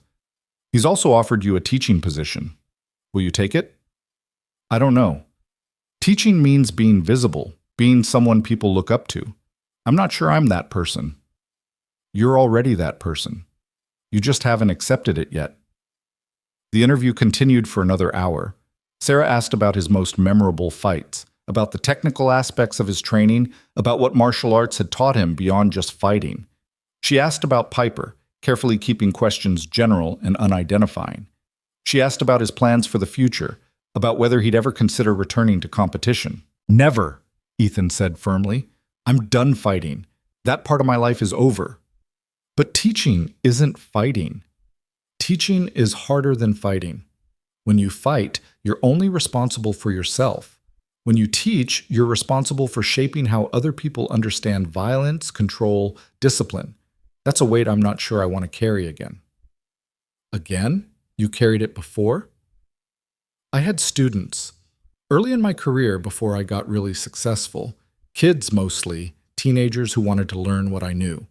I taught them combinations and footwork, but I didn't teach them wisdom, didn't teach them when not to fight. One of those kids, Marcus Lewis, got into a street fight when he was 17, hurt someone badly because he had the technical skills but not the judgment. The kid he hurt spent 2 months in the hospital. Ethan's jaw tightened. I never taught Marcus after that. Couldn't look at him without seeing my own failure reflected back. You blamed yourself for his choices? I gave him weapons without teaching him when not to use them. Yeah, I blame myself. Sarah closed her notebook, signaling the interview was winding down. Last question, Ethan. If you could go back 20 years and change one thing, what would it be? He didn't hesitate. I'd tell David not to come to practice that day. I'd say I was sick or tired or anything that meant he stayed home safe. But if he'd stayed home that day, he might have died some other way. Car accident, illness, anything. You can't control fate. No, but I can control whether I throw a punch that kills someone I love. And I failed to control that. So David died. Dad died, and I have to live with it. Ethan stood, suddenly needing to be done with this conversation, this excavation of old pain. Are we finished? We are. Thank you for your honesty. This is going to be a powerful piece. When will it publish? 2 weeks. I'll send you the draft before it goes live. And Ethan? For what it's worth, I think David would be proud of the person you've become. Not the ghost, but the father, the janitor, the man who chose peace over glory. Ethan left the coffee shop without responding because he didn't trust his voice. Sarah's words echoed in his head the whole walk home. Would David be proud? Or would he be disappointed that Ethan had wasted 20 years hiding instead of honoring his memory by becoming the teacher David had always believed he could be? Piper was waiting when he got home, having walked from school with a neighbor kid like she did on days Ethan couldn't pick her up. She took one look at his face and said, "Bad interview?" "Honest interview. Sometimes those feel worse." "Did you tell her about David?" "Yeah." "Did it help talking about it?" Ethan hung up his jacket, considering the question seriously. Had it helped? He'd told the story of David's death hundreds of times, to therapists, to himself at 3 a.m., to the empty air of apartments where no one could hear him. But this was different. Sarah had listened without trying to absolve him, without offering false comfort, and somehow that made the telling feel more real. "Maybe," he said. "I think it helped more than it hurt." "Good. Because you're getting really good at the sad but dealing with it face, and I prefer that to the sad and hiding from it face." "When did you become a therapist?" "I've been working on it gradually. You've just been too busy being sad to notice." She said it with such gentle humor that Ethan laughed, really laughed, for the first time in days. Piper grinned and went to do her homework, leaving Ethan standing in their small kitchen, wondering how a 9-year-old had become wiser than he'd ever been. His phone buzzed. "Tyler. How did the interview go?" Ethan replied, "Strange but necessary. How's the dojo?" "Different." "Good, different. People are actually talking to each other instead of just taking orders." Marcus stayed after class to work on technique, and instead of me telling him what he did wrong, I asked him what he thought needed work. He had really good insights. I never would have known that if I'd kept teaching the old way. That's progress. It's a start. Offer still stands if you want to help me keep making progress. Ethan stared at the message. The old fear rose up. What if he failed again? What if he taught someone wrong and they hurt someone? What if carrying the title of instructor meant betraying David's memory by profiting from the skills that killed him? But then he thought about those students sitting in a circle this morning, hungry for something better than fear-based training. He thought about Maya's thesis and Marcus's question about generating power and Tyler's genuine desire to change. He thought about how silence might keep him safe, but it also kept him from doing any good with the hard lessons he'd learned. Maybe it was time to stop running. Maybe it was time to use his past for something other than self-punishment. He texted back, "Let me think about it." The response came immediately. "Take all the time you need. Just know that you'd be helping a lot of people, including me." Ethan set down his phone and looked at the box of memories still sitting on his futon, no longer hidden, but not yet fully integrated into his present. He picked up the photo of him and David, 19 years old and invincible, and read David's handwriting on the back. "Brothers in the ring, friends in life. Nothing can stop us." David had been wrong about that. Death had stopped them. Guilt had stopped Ethan. Fear had stopped him from becoming the person David had believed he could be. But maybe it wasn't too late to start again. Maybe teaching didn't have to mean betraying David's memory. Maybe it could mean honoring it by ensuring other fighters learned what David had died trying to teach Ethan, that the most important battles are the ones you choose not to fight, and the strongest people are the ones who know when to use their power and when to walk away. Piper called from her room, "Dad, I need help with long division." "Coming, sweetheart." He put the photo back carefully, leaving the box open on the futon. No more hiding, no more pretending his past didn't exist. It was time to integrate who he'd been with, who he was becoming, and figure out if there was a way to be both dad and the ghost without losing himself in either identity. The answer would come. It always did. For now, there was homework to help with, dinner to make, and a daughter who needed him more than anyone needed the ghost. But for the first time in 20 years, Ethan Cross allowed himself to imagine a future where his past wasn't just something to escape. It was something to build on. The article dropped on a Tuesday morning 2 weeks later, and by lunchtime, Ethan's phone had received over 300 notifications. He'd silenced it after the first 50, but the buzzing continued like an insect trapped in his pocket, relentless and impossible to ignore. Sarah Winters had titled the piece, The Ghost Who Chose to Disappear, Ethan Cross and the True Cost of Victory. The article was everything she'd promised, honest, thorough, and protective of Piper's privacy. She'd woven together his fighting career, David's death, and his quiet transformation into a single father working maintenance jobs, painting a portrait that was neither heroic nor pathetic but simply human. The response was overwhelming. Sports networks wanted interviews. Podcasters reached out. A literary agent emailed about a potential memoir. 3 different gyms offered him head instructor positions with salaries that made his janitor's wage look like pocket change. And underneath all the professional inquiries were hundreds of personal messages from people sharing their own stories of loss, guilt, and choosing to start over.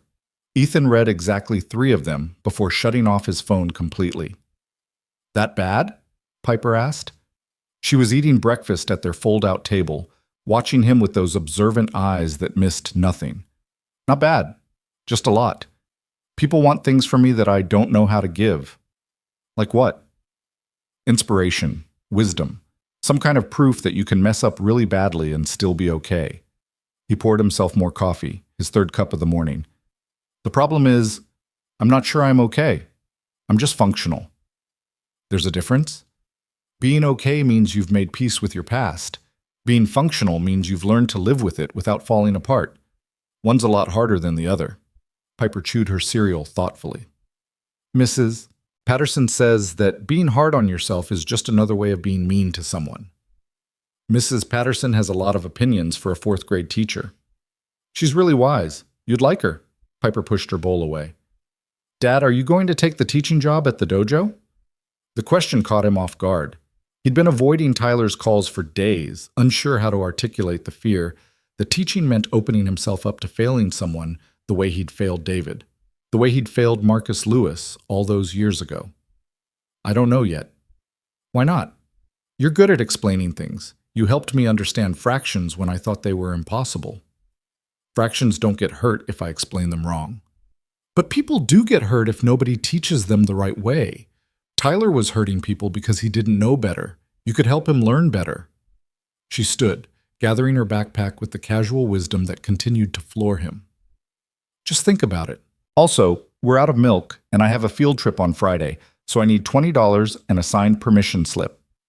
She left for school, and Ethan sat in the quiet apartment surrounded by the demands of normal life. Grocery shopping, permission slips, bills, that somehow felt more overwhelming than any fight he'd ever been in. At least in the ring, the rules were clear. Outside it, everything was complicated. His phone buzzed again despite being silenced. He checked it reluctantly and found a text from Maya. "Have you seen the response to Sarah's article? People are calling it one of the most important sports pieces in years.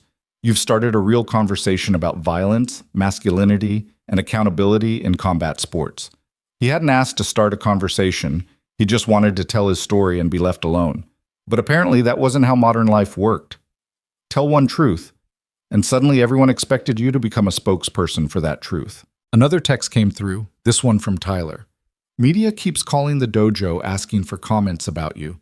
I've been referring them to Sarah's article and saying you want privacy. But Ethan, you should know, enrollment is up, way up. People are coming specifically because they heard I'm changing how we teach.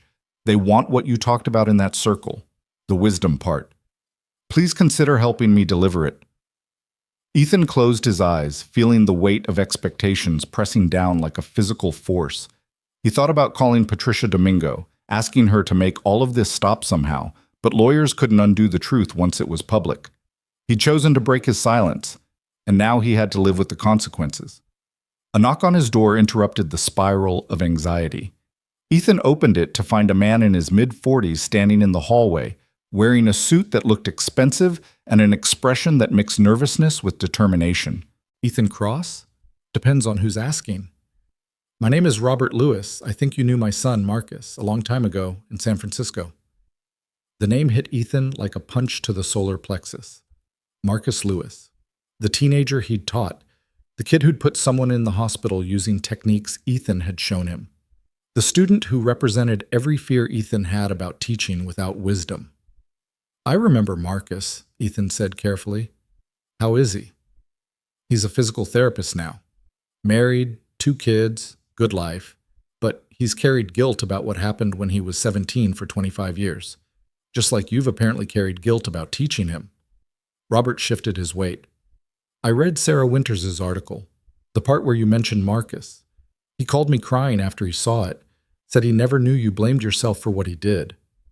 Mr. Lewis, I'm not sure what you want me to say. I want you to hear something. That street fight Marcus got into, the one where he hurt that other kid, it wasn't your techniques that caused it. It was the fact that he was a stupid, angry teenager who made a bad choice. You taught him how to throw a punch. You didn't teach him to use it on someone outside a controlled environment. That was his decision, his failure, not yours. I gave him weapons. You gave him skills. What he did with those skills was on him, and he knows that now. He spent decades working in rehabilitation, helping people recover from injuries, trying to make amends for the harm he caused. That's his journey, not yours.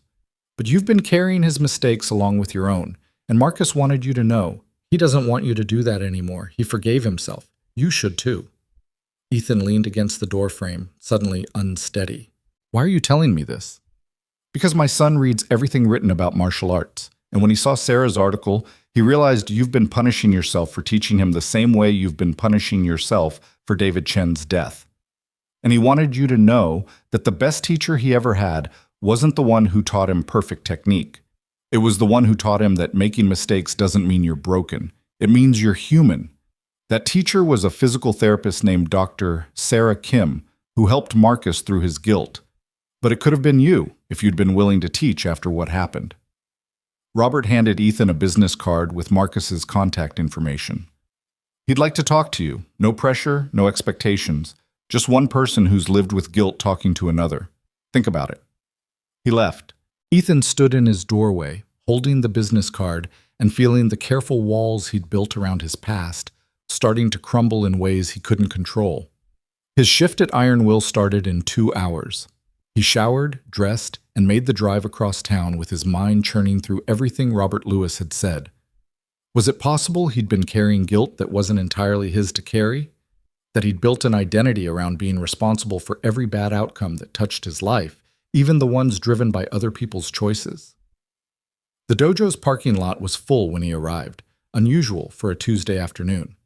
Through the windows, he could see Tyler leading a class, but his teaching style had changed.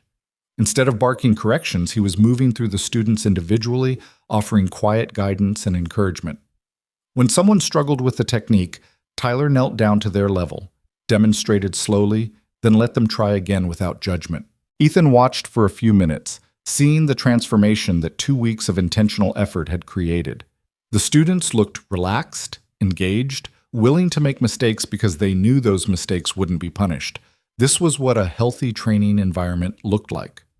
Maya appeared beside him, seemingly from nowhere. He's getting better. Still has moments where the old Tyler comes out, but he catches himself faster now. You're here a lot. I'm documenting the transformation for my thesis. Also, Tyler asked me to help develop a student code of conduct that emphasizes respect and consent. Turns out organizational psychology actually applies to martial arts. She smiled. Who knew? Did you ever finish that section on me? Finished and defended. My advisor called it the strongest case study she'd seen in her 15 years of reviewing theses. I got an A+ and a recommendation for publication in an academic journal. Maya's expression turned more serious. But beyond the academic stuff, I want you to know something. What you did. Calling out the difference between strength and wisdom, between dominance and discipline. It's rippling out. I've had people from other dojos contact me asking how they can implement similar changes. Instructors who read Sarah's article and realize they've been replicating toxic patterns without questioning them. You've started something bigger than one dojo. I didn't want to start anything. I just wanted to mop floors. Too late. You opened a door and people are walking through it. She gestured toward the training floor. Tyler's waiting for you. He has something he wants to show you. Ethan entered through the back, hanging up his jacket in the small office that doubled as storage for cleaning supplies. Tyler spotted him through the office window and called a water break, then jogged over with the energetic purpose of someone who'd discovered a new mission. Ethan, perfect timing. I want you to meet someone. He led Ethan back to the training floor where a teenage girl stood near the mirrors, maybe 16 with a purple belt and an uncertain posture that suggested she was new to this particular dojo, if not to martial arts in general. "This is Jasmine Rodriguez. Jasmine, this is Ethan Cross." "I know who he is," Jasmine said quietly. "I read the article. My mom sent it to me like 5 times. Jasmine came from another dojo across town," Tyler explained. "The instructor there, well, let's just say he makes the old me look like Mr. Rogers. She's been training for 4 years but is thinking about quitting because she's afraid of going to class." Ethan looked at Jasmine, seeing the tension in her shoulders, the way she held herself small like she was trying not to take up space. He recognized that posture. He'd seen it in victims of bullying, and people who'd learned that being noticed meant being targeted. "What are you afraid of?" he asked gently. Jasmine glanced at Tyler, who nodded encouragement. "My instructor, he singles people out, makes them spar with him in front of everyone. If you're not good enough, he mocks you. If you are good enough, he tries to hurt you to teach you humility. And if you're a girl—" She stopped, swallowed hard. "He touches you when he's correcting your form. Not like assault or anything, just unnecessary. Hands on your hips, your shoulders, your lower back, always with an excuse about proper positioning, but it feels wrong." Ethan's jaw tightened. "That is wrong. That's completely inappropriate." "But he's a 5th-degree black belt. He's been teaching for 20 years. Everyone says he's one of the best instructors in Portland. So I thought maybe I was being oversensitive. Maybe that's just how martial arts works." "It's not," Ethan said firmly. "Correction should never involve inappropriate touching. Instruction should never involve humiliation or intentional harm. And being a 5th-degree black belt doesn't give anyone the right to make students feel unsafe." He looked at Tyler. "Please tell me you're not sending her back there." "I'm not. She's transferring here. But she's scared. Scared to start over, scared to trust another instructor, scared that all martial arts environments are like the one she's leaving." Tyler's expression was earnest. "I thought maybe if you talked to her, explained what real teaching looks like, it might help." Ethan wanted to say no, wanted to finish his shift and go home and not get involved in someone else's trauma. But Jasmine was looking at him with the same expression Piper sometimes got when she was trying to be brave about something that terrified her, and he couldn't walk away from that. "Jasmine, can I ask you something? Why do you want to keep training? After 4 years of that environment, why not just quit?" She thought about it for a moment. "Because I love it. Not the fear or the humiliation, but the actual martial arts part. Learning forms, understanding how my body moves, getting stronger. It makes me feel powerful in a world that mostly makes me feel small. I don't want to give that up just because one instructor is terrible." "Then don't. But understand something. What you experienced isn't what martial arts is supposed to be. It's what martial arts becomes when ego and power corrupt the teaching. The real art is about discipline, respect, and using strength to protect people, not harm them. That's what the article said you believe. That control matters more than winning. Control is everything. It's the difference between a martial artist and a thug. A thug uses violence to dominate. A martial artist learns violence so they understand how to prevent it." Ethan paused. "Can I show you something?" She nodded. Tyler stepped back, giving them space. "Throw a punch at me, half speed, like we're just drilling." Jasmine threw a tentative jab. Ethan slipped it easily, then stepped back to his original position. "Again, but this time, really commit. Imagine I'm someone you need to defend yourself against." She threw another punch, this one with more power and intention. Ethan moved minimally, letting the punch pass inches from his face, then placed his hand gently on her extended arm. "Feel that? You're fully extended, off balance. I could counter here, here, or here." He touched spots on her body lightly. Ribs, jaw, temple. "But I'm not going to because we're training, not fighting. Your old instructor would have countered to prove dominance. He would have hurt you to teach you a lesson about overcommitting. But the real lesson is this. I saw the openings. You saw that I saw them. Now you know to keep your guard up after you punch. That's teaching. Pain isn't required." Jasmine's eyes were wide. "That's it? You just tell me what I did wrong? I tell you, demonstrate it slowly, let you practice until your body understands, then gradually increase speed and resistance.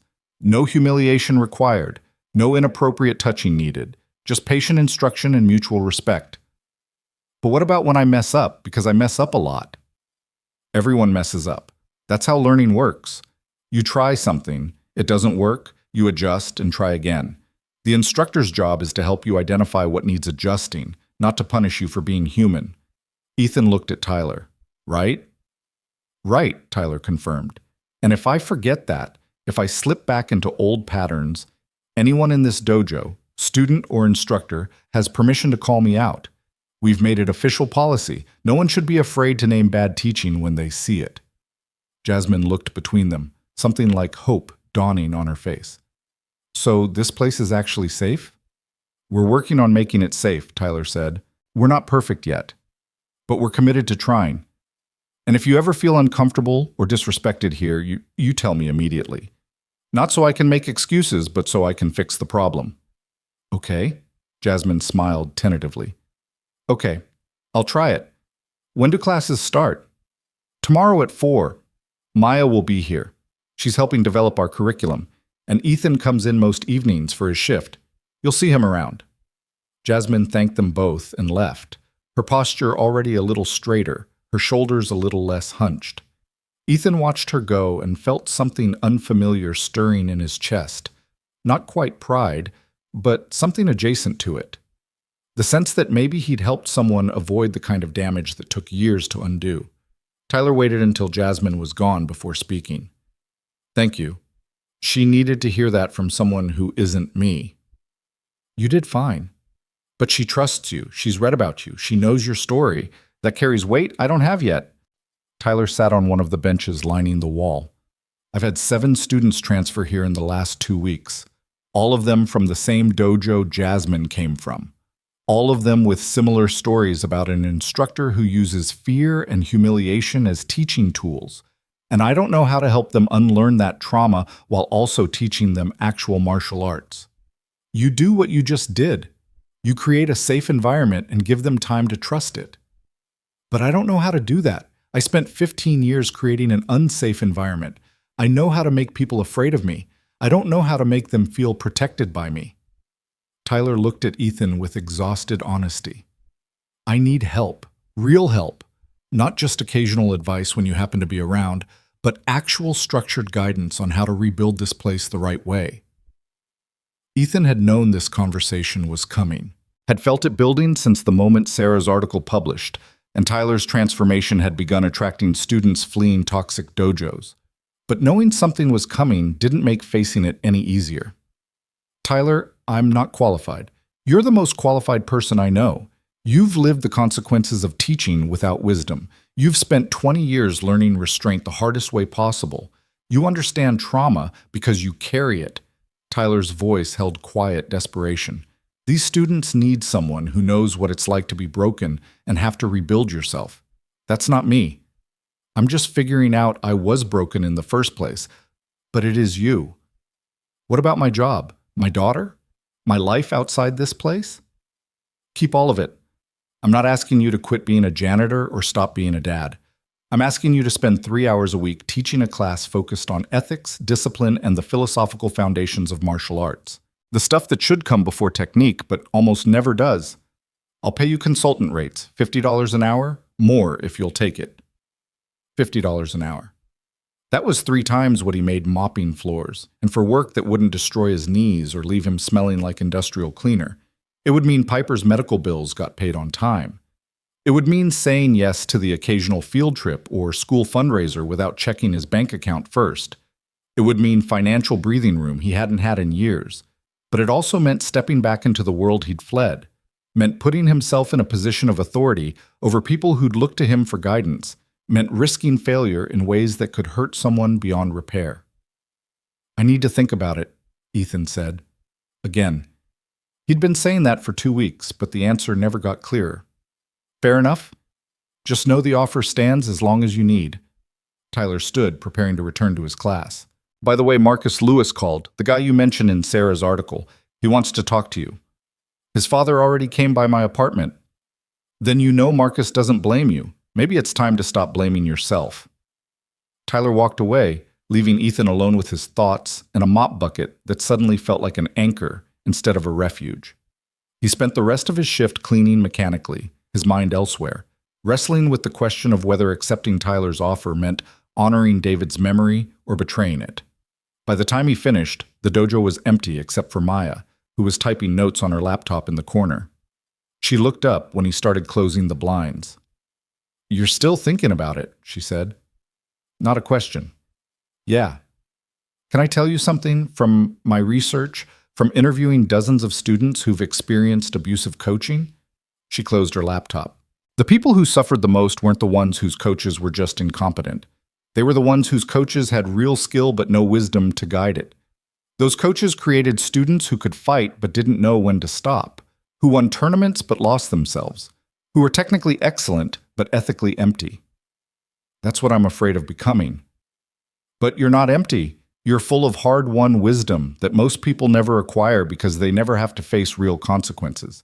You killed your best friend and spent 20 years learning from it. That's tragic, but it's also incredibly valuable if you're willing to share it.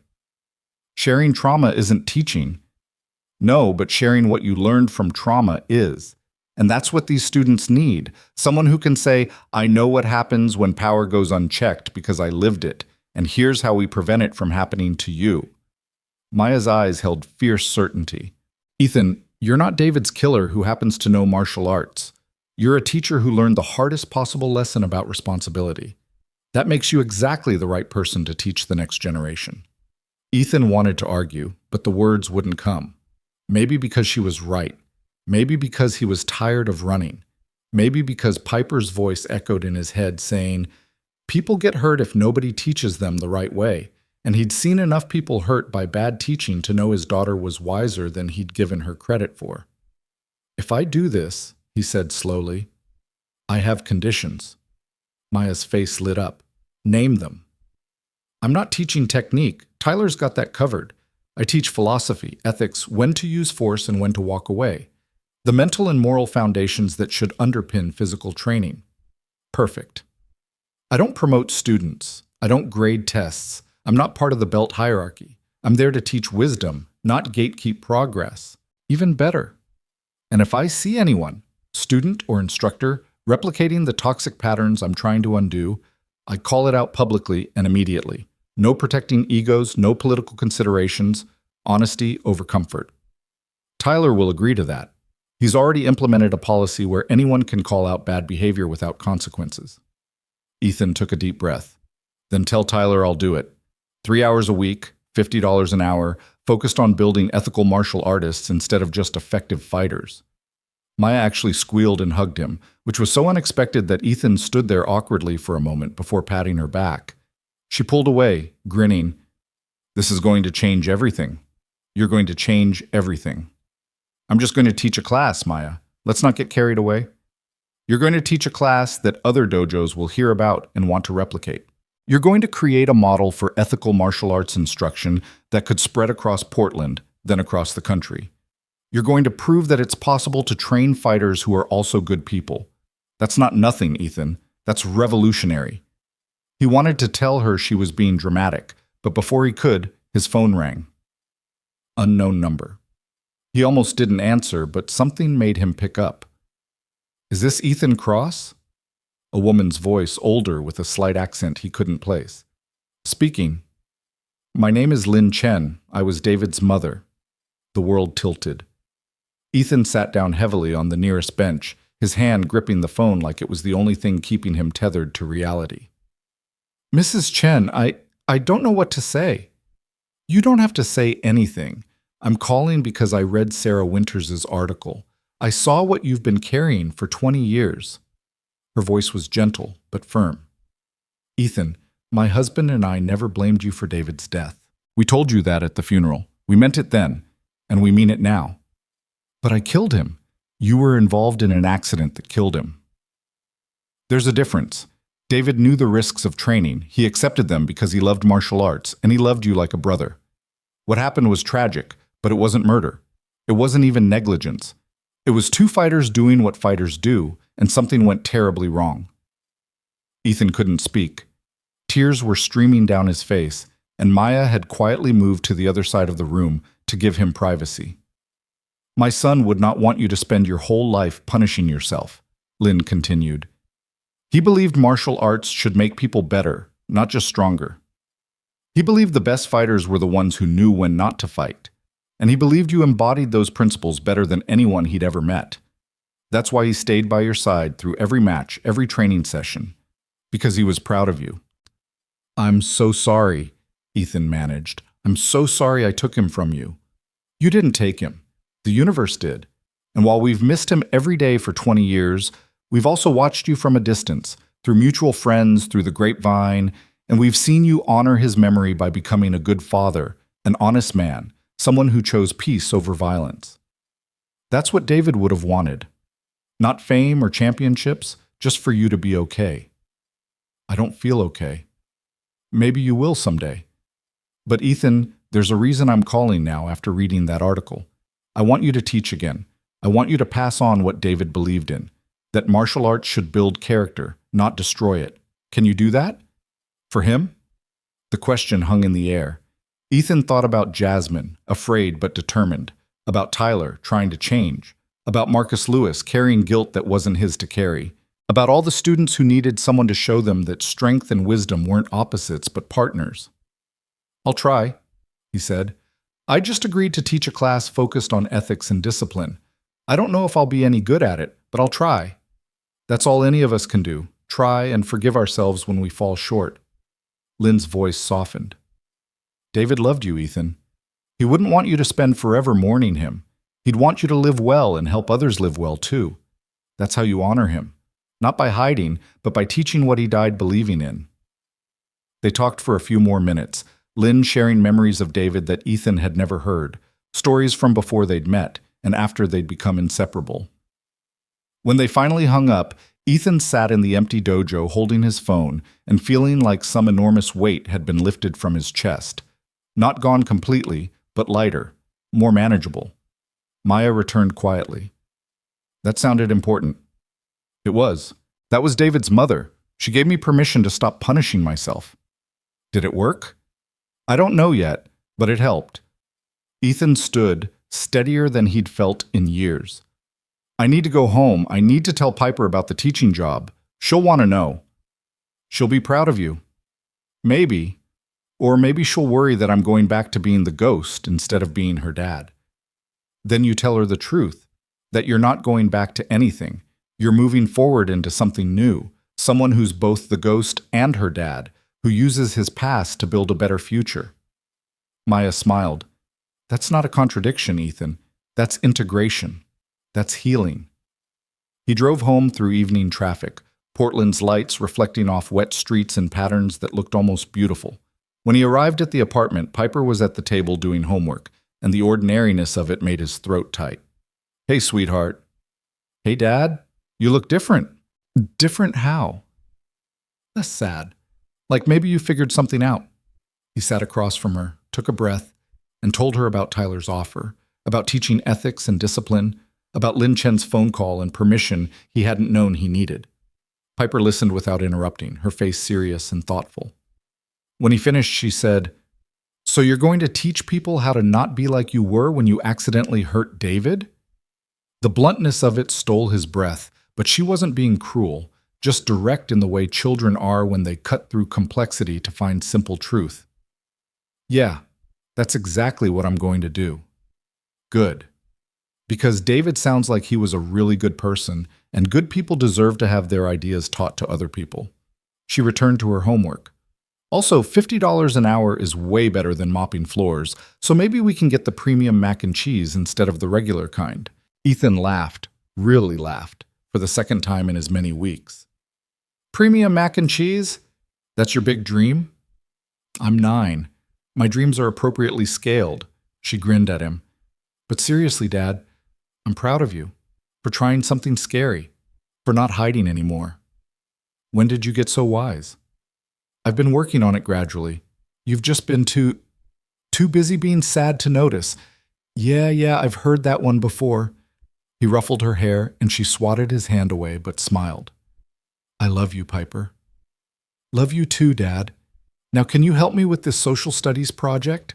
I have to write about someone brave, and I think I'm going to write about you." "I'm not brave. I've spent 20 years hiding." You spent 20 years healing, and now you're going to help other people heal. That's the bravest thing I can think of.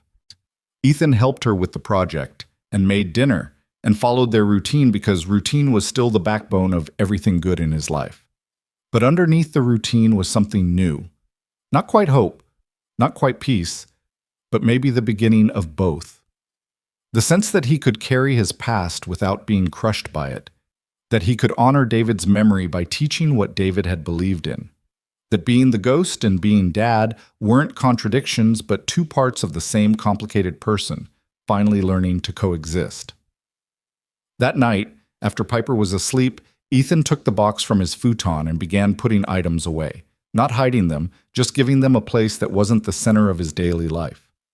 He kept out the photo of him and David at 19, the one with David's handwriting on the back, and set it on the milk crate nightstand where he could see it every morning. "I'm going to try," he said to the photo, to David's memory, to whatever part of his friend might still exist somewhere in the universe. "I'm going to teach what you believed in. I'm probably going to screw it up sometimes, but I'm going to try. That's the best I can do." The photo didn't answer, but Ethan felt something shift anyway. Not forgiveness exactly, but perhaps the first steps toward forgiving himself. And that was enough for one night. Enough to sleep without nightmares, without waking at 3 a.m. drowning in guilt, without carrying the full weight of David's death on his shoulders alone. Tomorrow he'd call Tyler and accept the teaching position officially. Tomorrow he'd figure out what a class on ethics and discipline actually looked like. Tomorrow he'd start the next chapter of a life that had been stuck in one place for 20 years.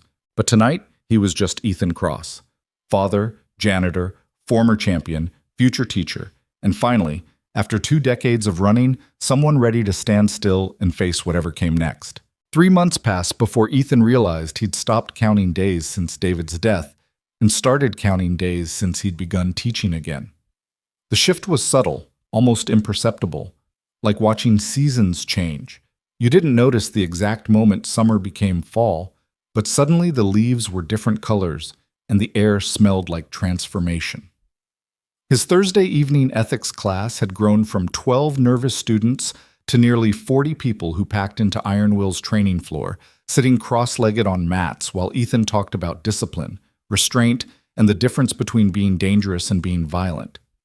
He never demonstrated techniques, never sparred for the cameras that students occasionally tried to sneak in.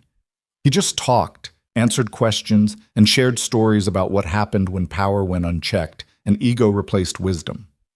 Tyler sat in on every class, taking notes like a graduate student, implementing changes based on what Ethan taught. The transformation was remarkable. Students who'd been training at Iron Will for years said the atmosphere had completely changed. Less fear, more respect, actual learning instead of just performance. But the real measure of change came on a cold November evening when Ethan arrived for his regular shift to find Tyler sitting in the office with his head in his hands and Marcus from the original Thursday night class standing awkwardly by the door. "What happened?" Ethan asked, setting down his mop bucket. Tyler looked up with red-rimmed eyes. "I screwed up. I reverted to old patterns and Marcus called me out on it, in front of the whole intermediate class." Marcus shifted uncomfortably. "I'm sorry, Ethan. I know I should have talked to Tyler privately first, but in the moment—" "No," Ethan interrupted. "If Tyler was doing something harmful, calling it out publicly was exactly right. That's the policy we established." "What did he do?" "Student named Chris. He's been struggling with his forms. Keeps making the same mistakes. Today Tyler got frustrated and said, 'My grandmother could do better, and she's dead.'" Marcus's voice was quiet but firm. It was the kind of comment the old Tyler would have made without thinking, the kind that humiliates someone for struggling. "And I remembered what you said about how teaching should never involve making people feel small, so I spoke up." Ethan looked at Tyler, who wouldn't meet his eyes. "You told the whole class I was wrong," Tyler said. "You undermined my authority as head instructor." "I called out harmful behavior," Marcus corrected. "Like you said we should, like Ethan taught us to." "And then what happened?" Ethan asked.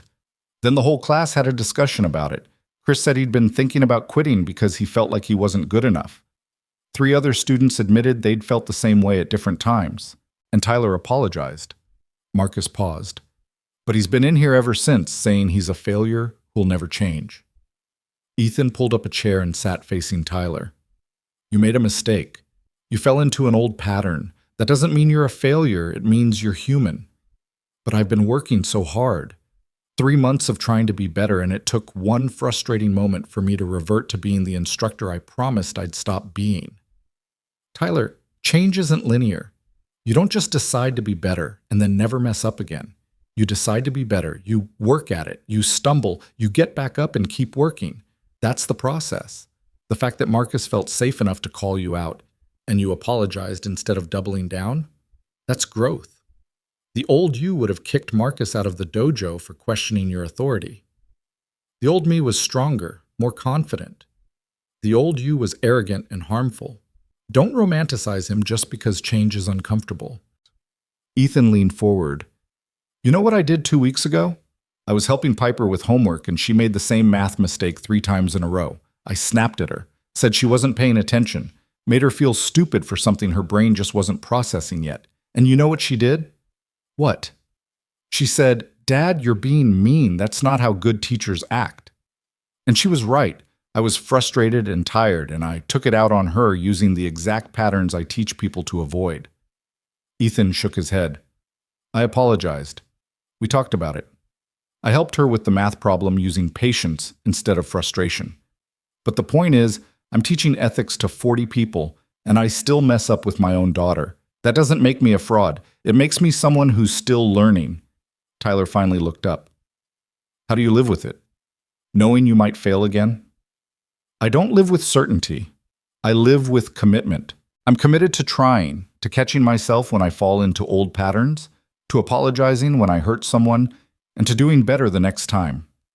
That's all any of us can do. Marcus spoke from the doorway. For what it's worth, Mr. Kane, the fact that you apologized in front of everyone meant a lot. Chris stayed after class and said he's not quitting. He said if his instructor can admit mistakes, then making mistakes must be okay. He really said that? Tyler's voice was rough with emotion. Word for word, you taught him something important today, not about martial arts, but about being human. That's what Ethan's been trying to tell us. The technique is just the vehicle. The real lesson is character. After Marcus left, Tyler and Ethan sat in the small office while the dojo filled with students for the evening's advanced class. Through the window, they could see Maya leading warm-ups with an ease that suggested she was becoming an instructor herself, though she still insisted she was just there for research. I want to show you something, Tyler said. He pulled out his phone and opened a message thread. I got this email yesterday from the Regional Martial Arts Association. They're asking if I'd be willing to speak at their annual conference about transforming dojo culture. They specifically mentioned your ethics class and the changes we've made here. That's great. You should do it. I want you to do it with me, or instead of me. You're the one with the actual wisdom. Tyler, this is your dojo, your transformation. You need to own it, not hide behind me. I'm not trying to hide. I'm trying to be honest. The changes here happened because of what you taught me. Standing up there and taking credit would be dishonest. Ethan considered this. Then we do it together. You talk about the practical implementation, how you changed your teaching methods, what policies you put in place, how you handled resistance from students who liked the old way. I'll talk about the philosophical foundation, why those changes matter, what healthy power dynamics look like, how to teach violence responsibly. Tyler's face brightened. You'd really do that? On one condition. We make it clear that this isn't about me. I'm not the ghost giving a motivational speech. I'm just someone who learned hard lessons and is trying to help others avoid learning them the same way. Deal. The conversation was interrupted by a commotion on the training floor. Ethan and Tyler rushed out to find 2 students chest to chest, voices raised, fingers pointing. Maya was trying to de-escalate, but both men were too angry to hear her. He called me a coward, one of them shouted. Said I backed down from sparring because I'm weak. You did back down, the other shot back. You said you weren't ready, but everyone knows you're just scared. Ethan stepped between them before Tyler could. His voice was quiet, but carried absolute authority. Both of you, sit down, now. Something in his tone made them comply immediately. The rest of the class had stopped to watch, forming an unconscious circle around the conflict. "What's your name?" Ethan asked the first student. "Jason." "And you?" "Kevin." "All right, Jason and Kevin, here's what's going to happen. You're going to explain what happened one at a time without interrupting each other. Jason first." Jason explained that he'd declined a sparring match because his shoulder had been bothering him and he didn't want to aggravate an old injury. Kevin, apparently frustrated by what he perceived as weakness, had pushed the issue and made comments about Jason being afraid. "Kevin," Ethan said when Jason finished, "why does it matter to you whether Jason spars or not?" "Because we're supposed to push ourselves, test our limits, not make excuses." "Who told you that saying, 'I'm not ready' is making excuses?" Kevin faltered. That's how martial arts works. You push through discomfort. There's a difference between productive discomfort and injury, between pushing limits and ignoring your body's signals that something's wrong. Jason chose to protect himself from potential harm. That's not weakness. That's wisdom. Ethan turned to Jason. "Did you explain about your shoulder?" "I tried to, but Kevin said real fighters train through pain. Real fighters also retire early with chronic injuries because they train through pain instead of recovering properly." Ethan looked at Kevin hard. "Let me ask you something. If you forced Jason to spar and his shoulder gave out during the match, and he needed surgery that put him out of training for 6 months, would that make either of you better martial artists?" "No, but would it prove anything except that pride is more important to you than your training partner's well-being?" Kevin's face flushed. "I wasn't trying to hurt him. But you were trying to shame him into ignoring his body's limits. And shame is a terrible teacher. It doesn't make people stronger. It makes them reckless. And recklessness gets people injured or killed." The dojo was silent. Ethan could feel everyone listening, absorbing not just what he said, but how he said it. With firmness, but not anger. With authority, but not cruelty. "Here's what you both need to understand," Ethan continued. "Consent matters in training. If someone says they're not ready or not comfortable with an exercise, that's the end of the discussion. You don't pressure them. You don't mock them. You respect their boundary and find another training partner. Because the moment you stop respecting boundaries is the moment martial arts becomes abuse." "I'm sorry," Kevin said quietly. "Jason, I'm sorry. I was out of line." Jason nodded, rubbing his shoulder. "It's okay. I should have been clear about the injury." "No," Ethan corrected. "Saying 'I'm not ready' should be enough. You don't owe anyone a detailed medical history to justify protecting yourself." Tyler stepped forward, his instructor voice returning.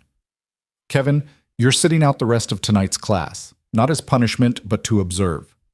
Watch how other students respect each other's boundaries. See what healthy training partnerships look like. Then we'll talk about whether you're ready to come back." Kevin looked like he wanted to argue, but thought better of it. He moved to the benches, and the class resumed with an energy that felt more focused, more aware of the lines between pushing hard and pushing harmfully. After class, Maya found Ethan in the office. "That was masterful. The way you de-escalated without diminishing either person. The way you made it about principles instead of personalities." "I was terrified the whole time." "Really? You seemed completely calm." "That's 20 years of practice controlling my external reactions while my internal ones are screaming. I kept thinking, what if I say the wrong thing? What if I make it worse? What if Kevin storms out and tells everyone I'm a terrible teacher? But you didn't say the wrong thing. You said exactly the right thing. And both of those students learned something crucial about respect and boundaries." Maya closed her laptop. "Ethan, do you know what's remarkable about your teaching?" "What?" "You never pretend to have all the answers. You share your doubts, your fears, your ongoing struggles. That makes you trustworthy in a way that false confidence never could. Students don't need perfect teachers. They need honest ones." "Maya, can I ask you something? Your thesis is done. You got your degree. Why are you still here?" She smiled. "Because watching this dojo transform isn't just academic research anymore. It's hope. Every time I see Tyler catch himself before making a harmful comment, every time I watch students respectfully decline sparring and have that respected, every time someone like Kevin gets corrected and actually learns from it, I'm watching proof that change is possible. And I want to document it, share it, Help it spread to other dojos. This could be a model for the entire martial arts community. That's a lot of pressure. It's a lot of potential. There's a difference. Over the following weeks, word continued to spread. The regional conference invitation turned into a request for Ethan and Tyler to lead a full-day workshop. A journalist from a national sports network wanted to do a follow-up to Sarah's article. And most surprisingly, the instructor from Jasmine's old dojo, the one she'd fled because of inappropriate touching and fear-based teaching, showed up one Thursday evening asking to observe Ethan's ethics class. His name was Richard Santos, and he looked exactly like what Ethan expected. Late 50s, thick with muscle gone slightly soft, wearing his 5th-degree black belt like armor. He sat in the back of the class, arms crossed, expression skeptical. Ethan taught that evening's class on the concept of power dynamics in instruction, talking about how the belt hierarchy could either foster growth or enable abuse depending on how instructors wielded their authority. He didn't mention Richard specifically, but everyone in the room knew who the lesson was aimed at. After class, Richard approached Ethan while students filtered out. Can we talk? Depends on what you want to talk about. I've lost 23 students in the past 4 months. Most of them transferred here, and I need to understand why. Richard's voice held more confusion than anger. I've been teaching for 30 years. I've produced champions. I've built a successful business. But suddenly, I'm the villain, and you're the hero, and I don't understand what I did wrong. Ethan gestured to the benches. They sat, and for a long moment, Ethan studied the man who'd made Jasmine afraid to go to class, who'd touched students inappropriately under the guise of correction, who'd used fear as a motivator. Do you really not know? Ethan finally asked.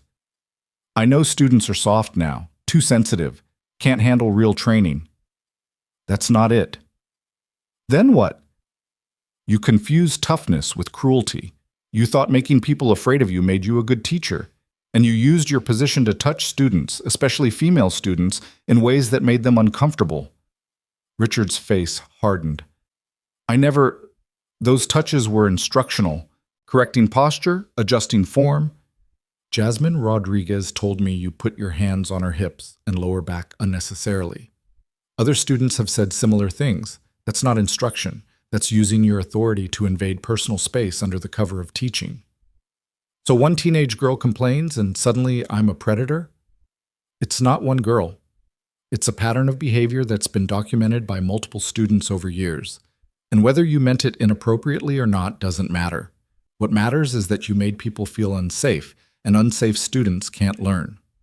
Richard stood abruptly. I came here hoping for professional courtesy, instructor to instructor. Instead, you're accusing me of being some kind of abuser based on the word of students who couldn't handle rigorous training. Sit down, Ethan said quietly. The command in his voice made Richard pause. You came here because you're losing students and revenue, and you want to understand why. I'm telling you, the question is whether you're willing to hear it. Slowly, Richard sat back down. I'm not saying you're a predator, Ethan continued. I'm saying your teaching methods created an environment where students felt uncomfortable, disrespected, and afraid. Some of that was your tone, your comments, your use of humiliation. Some of it was physical boundaries you crossed without considering how they'd be received. And all of it added up to a culture where students came to class dreading the experience instead of looking forward to it. Martial arts is supposed to be challenging. Challenging doesn't mean traumatizing. You can push students without breaking them. You can correct mistakes without humiliation. You can adjust someone's form without making them feel violated. But all of that requires you to care more about their growth than your ego. Richard was quiet for a long time. When he finally spoke, his voice was different, smaller, more vulnerable. How do I fix it? You start by admitting you caused harm, not defending it, not explaining it, just acknowledging it. You apologize to the students you hurt, not because you think you'll get them back, but because they deserve to hear it. And then you do the hard work of examining every aspect of how you teach and asking yourself if it's helping students or helping your ego. Will any of them come back? I don't know. Some might if they see genuine change. Others are better off here, where they feel safe. But this isn't about getting students back. It's about becoming the instructor you should have been all along. Richard looked at his hands, weathered from decades of training. I built my whole identity on being tough, on not coddling students, on producing fighters who could handle anything. And you're saying that was wrong? I'm saying toughness without compassion creates broken people, not strong ones. I'm saying you can demand excellence without demanding fear. And I'm saying the strongest thing you can do right now is admit you need to change. Like Tyler Kane did. Tyler's transformation has been public and painful. He's had to face his mistakes in front of everyone, apologize repeatedly, and rebuild from the ground up. But his dojo is thriving now. Students actually want to be here, and he sleeps better at night knowing he's not causing harm. Richard stood again, this time with less anger and more exhaustion. I need to think about this. Take your time. But while you're thinking, stop teaching. Stop training students until you're sure you can do it without causing the kind of damage that's driven 23 people away from your dojo. If I stop teaching, I lose my business. If you keep teaching the way you have been, you lose your soul. Choose which matters more. Richard left without another word. Ethan watched him go and felt no satisfaction, only a weary sadness that someone could spend 30 years in martial arts and never learn its most important lesson, that the greatest strength is knowing when to yield. Tyler had been listening from the office. He came out once Richard was gone. Do you think he'll change? I don't know. Some people are so invested in their identity that they can't imagine being anyone else. But I gave him the truth. What he does with it is up to him. What you said about stopping teaching until you're sure you won't cause harm. Tyler paused. I stopped teaching for 2 weeks after Marcus called me out. Did you know that? I didn't. I was too scared I'd mess up again, too worried I'd hurt someone. You convinced me to come back by saying the work of being better never ends, but I had to be willing to show up for that work. Tyler's voice was thoughtful. Richard's at that crossroads now. The question is whether he'll choose growth or defensiveness. Either way, we keep building what we're building here, showing that there's a better way. The workshop at the regional conference happened on a Saturday in early December. Ethan had been dreading it for weeks, but Piper had been so excited about him being a real teacher that her enthusiasm had been contagious. She'd even helped him practice his presentation, sitting at their kitchen table and asking questions like, "But why does discipline matter?" And "What if someone doesn't want to learn?" The conference was held at a hotel convention center, and the workshop room was packed with instructors from across Oregon and Washington. Some looked skeptical. Others looked hopeful. All of them looked tired in the way that people who work with humans in crisis always look tired. Tyler spoke first, laying out the concrete changes he'd implemented.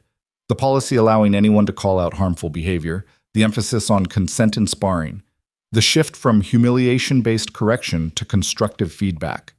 He was honest about his failures, about the times he'd reverted to old patterns and had to be corrected by students like Marcus. Then Ethan took the microphone, and for a moment he was back in the ring, heart pounding, mouth dry, uncertain if he could deliver what was needed. But then he saw Maya in the third row, taking notes and giving him an encouraging smile. He saw Piper in the back, sitting with Patricia Domingo, who'd insisted on coming to support him. And he saw all those instructors looking at him with desperate hope that there was a way to do this work without destroying themselves or their students. "My name is Ethan Cross," he began. 20 years ago, I killed my best friend during a training accident. That's not metaphor or exaggeration. I threw a punch that ended his life. And I've spent 2 decades learning what happens when you teach technique without wisdom, when you prioritize winning over safety, when you forget that the people you're training are human beings with limits that should be respected. The room was silent. Ethan continued, sharing David's story, his own collapse, his years of running. He talked about finding Tyler's dojo and being forced to confront his past. He talked about the difference between strength and cruelty, between discipline and abuse, between teaching and dominating. The hardest thing about teaching martial arts responsibly, he said, is accepting that you're teaching people how to hurt others. That's the fundamental reality. Every punch, every kick, every submission hold, they're tools for causing harm. And if we don't teach when and why to use those tools, we're just creating weapons without safety mechanisms. We're training people who can fight but don't know when not to. An instructor raised her hand. But isn't that what competition is about? Fighting when you're told to fight? Competition has rules, weight classes, referees, and medical staff. Street violence has none of those things. And if we train students to only understand fighting in controlled environments, we fail them when they face real-world situations where the right answer might be to walk away, de-escalate, or defend just enough to escape. Another hand went up. How do you teach that? How do you train people to be capable but restrained? You model it. You demonstrate it. You create a culture where using minimum necessary force is praised, where de-escalation is seen as strength, where admitting you're not ready for something is respected rather than mocked. And most importantly, you examine your own relationship with power. Do you use your authority to build students up or tear them down? Do you teach because you love helping people grow or because you love feeling dominant? Those questions determine everything about your teaching. The workshop continued for 3 hours. Instructors shared their own struggles with toxic culture, their attempts to change, their fears of losing students if they stopped being harsh. Ethan and Tyler answered questions, offered frameworks, and most importantly, acknowledged that there were no perfect solutions, only commitment to doing better. Near the end, an older instructor stood up. Ethan recognized him immediately, Richard Santos. "I'm the instructor Ethan mentioned," Richard said, his voice steady but strained. "The one who lost 23 students, the one who made people feel unsafe, and I came here to say something I should have said weeks ago." He turned to face Ethan directly. "You were right. About everything. I spent 30 years confusing fear with respect, cruelty with toughness, and I drove away good students because I cared more about my ego than their well-being." He addressed the room. "I've closed my dojo temporarily. I'm going through training on appropriate boundaries, consent-based instruction, and trauma-informed teaching. I'm not asking for forgiveness or redemption. I just want other instructors to know, if you recognize yourself in what Ethan and Tyler are describing, change before you lose everything that matters." The room erupted in applause. Richard sat down looking like he might cry, and Ethan felt something shift in his chest, not quite healing, but maybe the first real step toward it. David would have liked Richard's honesty, would have appreciated the courage it took to admit failure publicly. After the workshop, people swarmed Ethan and Tyler with questions, business cards, requests for consultations. Maya was already talking to a group of female instructors about developing a network for addressing gender-specific issues in martial arts training. Patricia was negotiating speaking fees for future workshops, and Piper was eating cookies from the refreshment table, completely unbothered by the chaos her father had created. "You did good, Dad," she said when he finally extracted himself from the crowd. "Everyone was really listening." "Thanks, sweetheart." "I was terrified." "I know, but you did it anyway. That's what brave means." They drove home through Portland's winter rain, past the dojo where Ethan still mopped floors 3 nights a week. Not because he had to anymore, but because the routine grounded him. Past Piper's school, where she'd written an essay about her father being her hero, which had made him cry when he read it.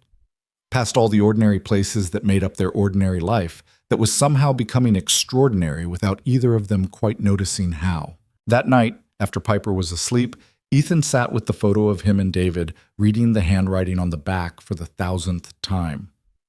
"Brothers in the ring, friends in life. Nothing can stop us." "Something did stop us," Ethan said quietly to the photo. "But maybe you were right about the rest of it. Maybe we're still brothers, still friends, just in a different way now. Me teaching what you believed in. You watching from wherever you are. That's its own kind of unstoppable, right?" The photo didn't answer, but for the first time in 20 years, Ethan didn't need it to. He'd found his own answer by living it, by choosing to honor David not through eternal grief, but through teaching others the lessons David had died believing in. 3 months later, on a Tuesday evening in March, Ethan's ethics class had grown so large that Tyler had moved it to the biggest training space and started live streaming it for instructors who couldn't attend in person. 50 people sat on mats, listening as Ethan talked about the relationship between physical power and moral responsibility. In the second row sat Marcus Lewis, the student he'd taught decades ago, and blamed himself for failing. They'd met for coffee twice, working through old guilt together, learning that forgiveness was more complicated than either of them had expected, but also more possible. In the third row sat Jasmine Rodriguez, now helping teach beginner classes and talking openly about her experience with Richard's toxic dojo. She'd become an advocate for consent-based training, and several martial arts organizations had already invited her to speak at their events.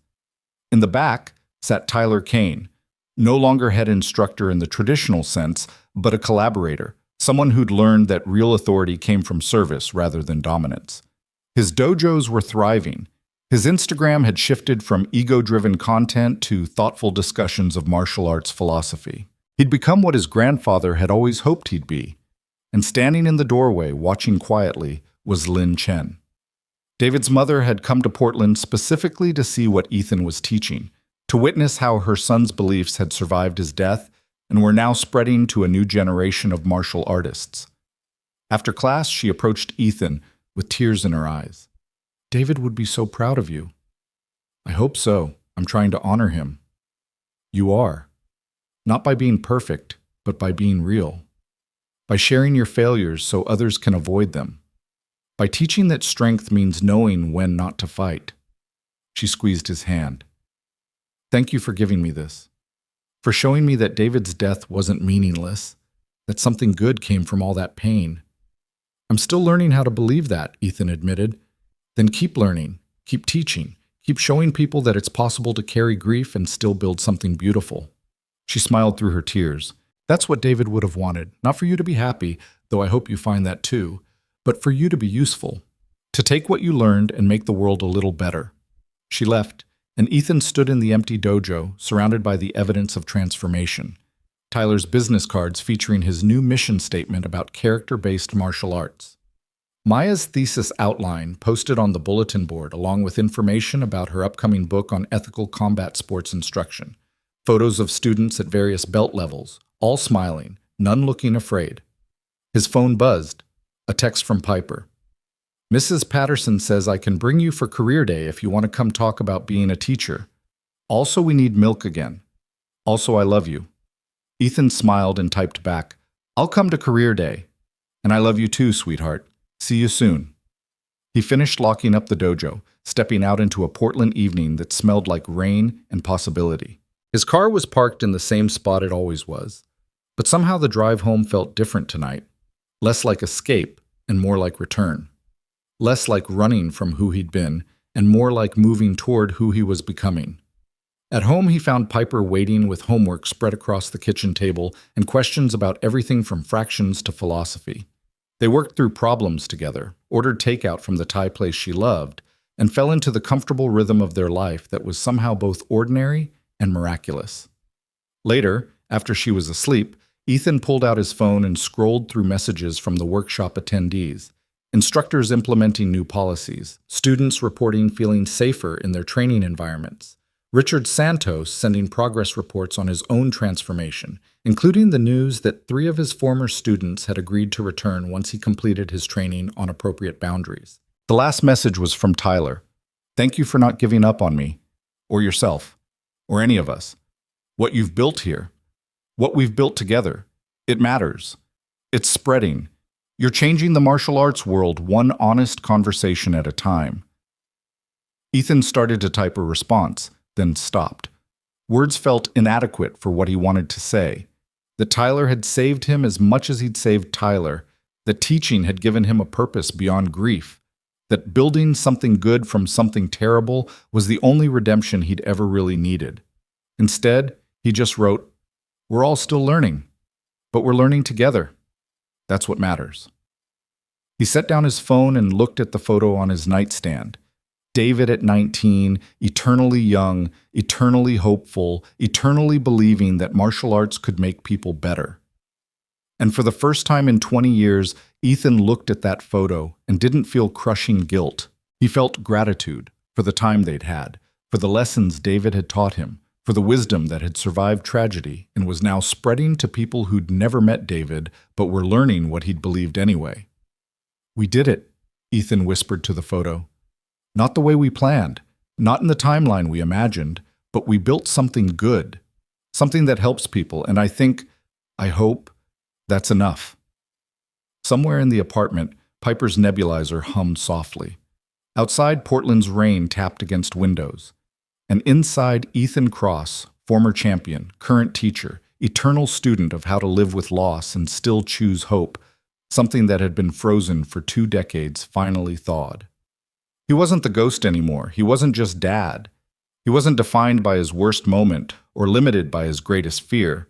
He was simply Ethan, flawed and striving, damaged and healing, carrying his past while building his future, teaching others the hardest lessons he'd learned himself. And that, he realized as sleep finally claimed him, was exactly who he needed to be. The story didn't end with redemption or triumph or any neat resolution. It ended with a man choosing to show up day after day, doing the difficult work of being better than he was yesterday. It ended with a dojo transformed from a place of fear to a place of growth. It ended with students learning that real strength wasn't about never falling. It was about getting back up with honesty and continuing the work anyway. But most importantly, it ended with Ethan Cross finally understanding what David had known all along, that the most important battles are fought not in rings or cages, but in the daily choice to use power responsibly, to teach with wisdom rather than ego, and to honor those we've lost by becoming the people they believed we could be. The janitor had taught the black belt a lesson, but in doing so, he'd taught himself something even more valuable. That you could carry grief without being consumed by it, that you could acknowledge failure without being defined by it, and that 20 years of running could end the moment you decided to stand still and face what you'd been fleeing. David Chen's death had been a tragedy, but the life Ethan built afterward, the students he mentored, the culture he helped transform, the father he became to a wise 9-year-old girl who called him her champion, that was David's legacy living on through someone who'd finally learned to forgive himself. And in the end, maybe that was the only victory that mattered.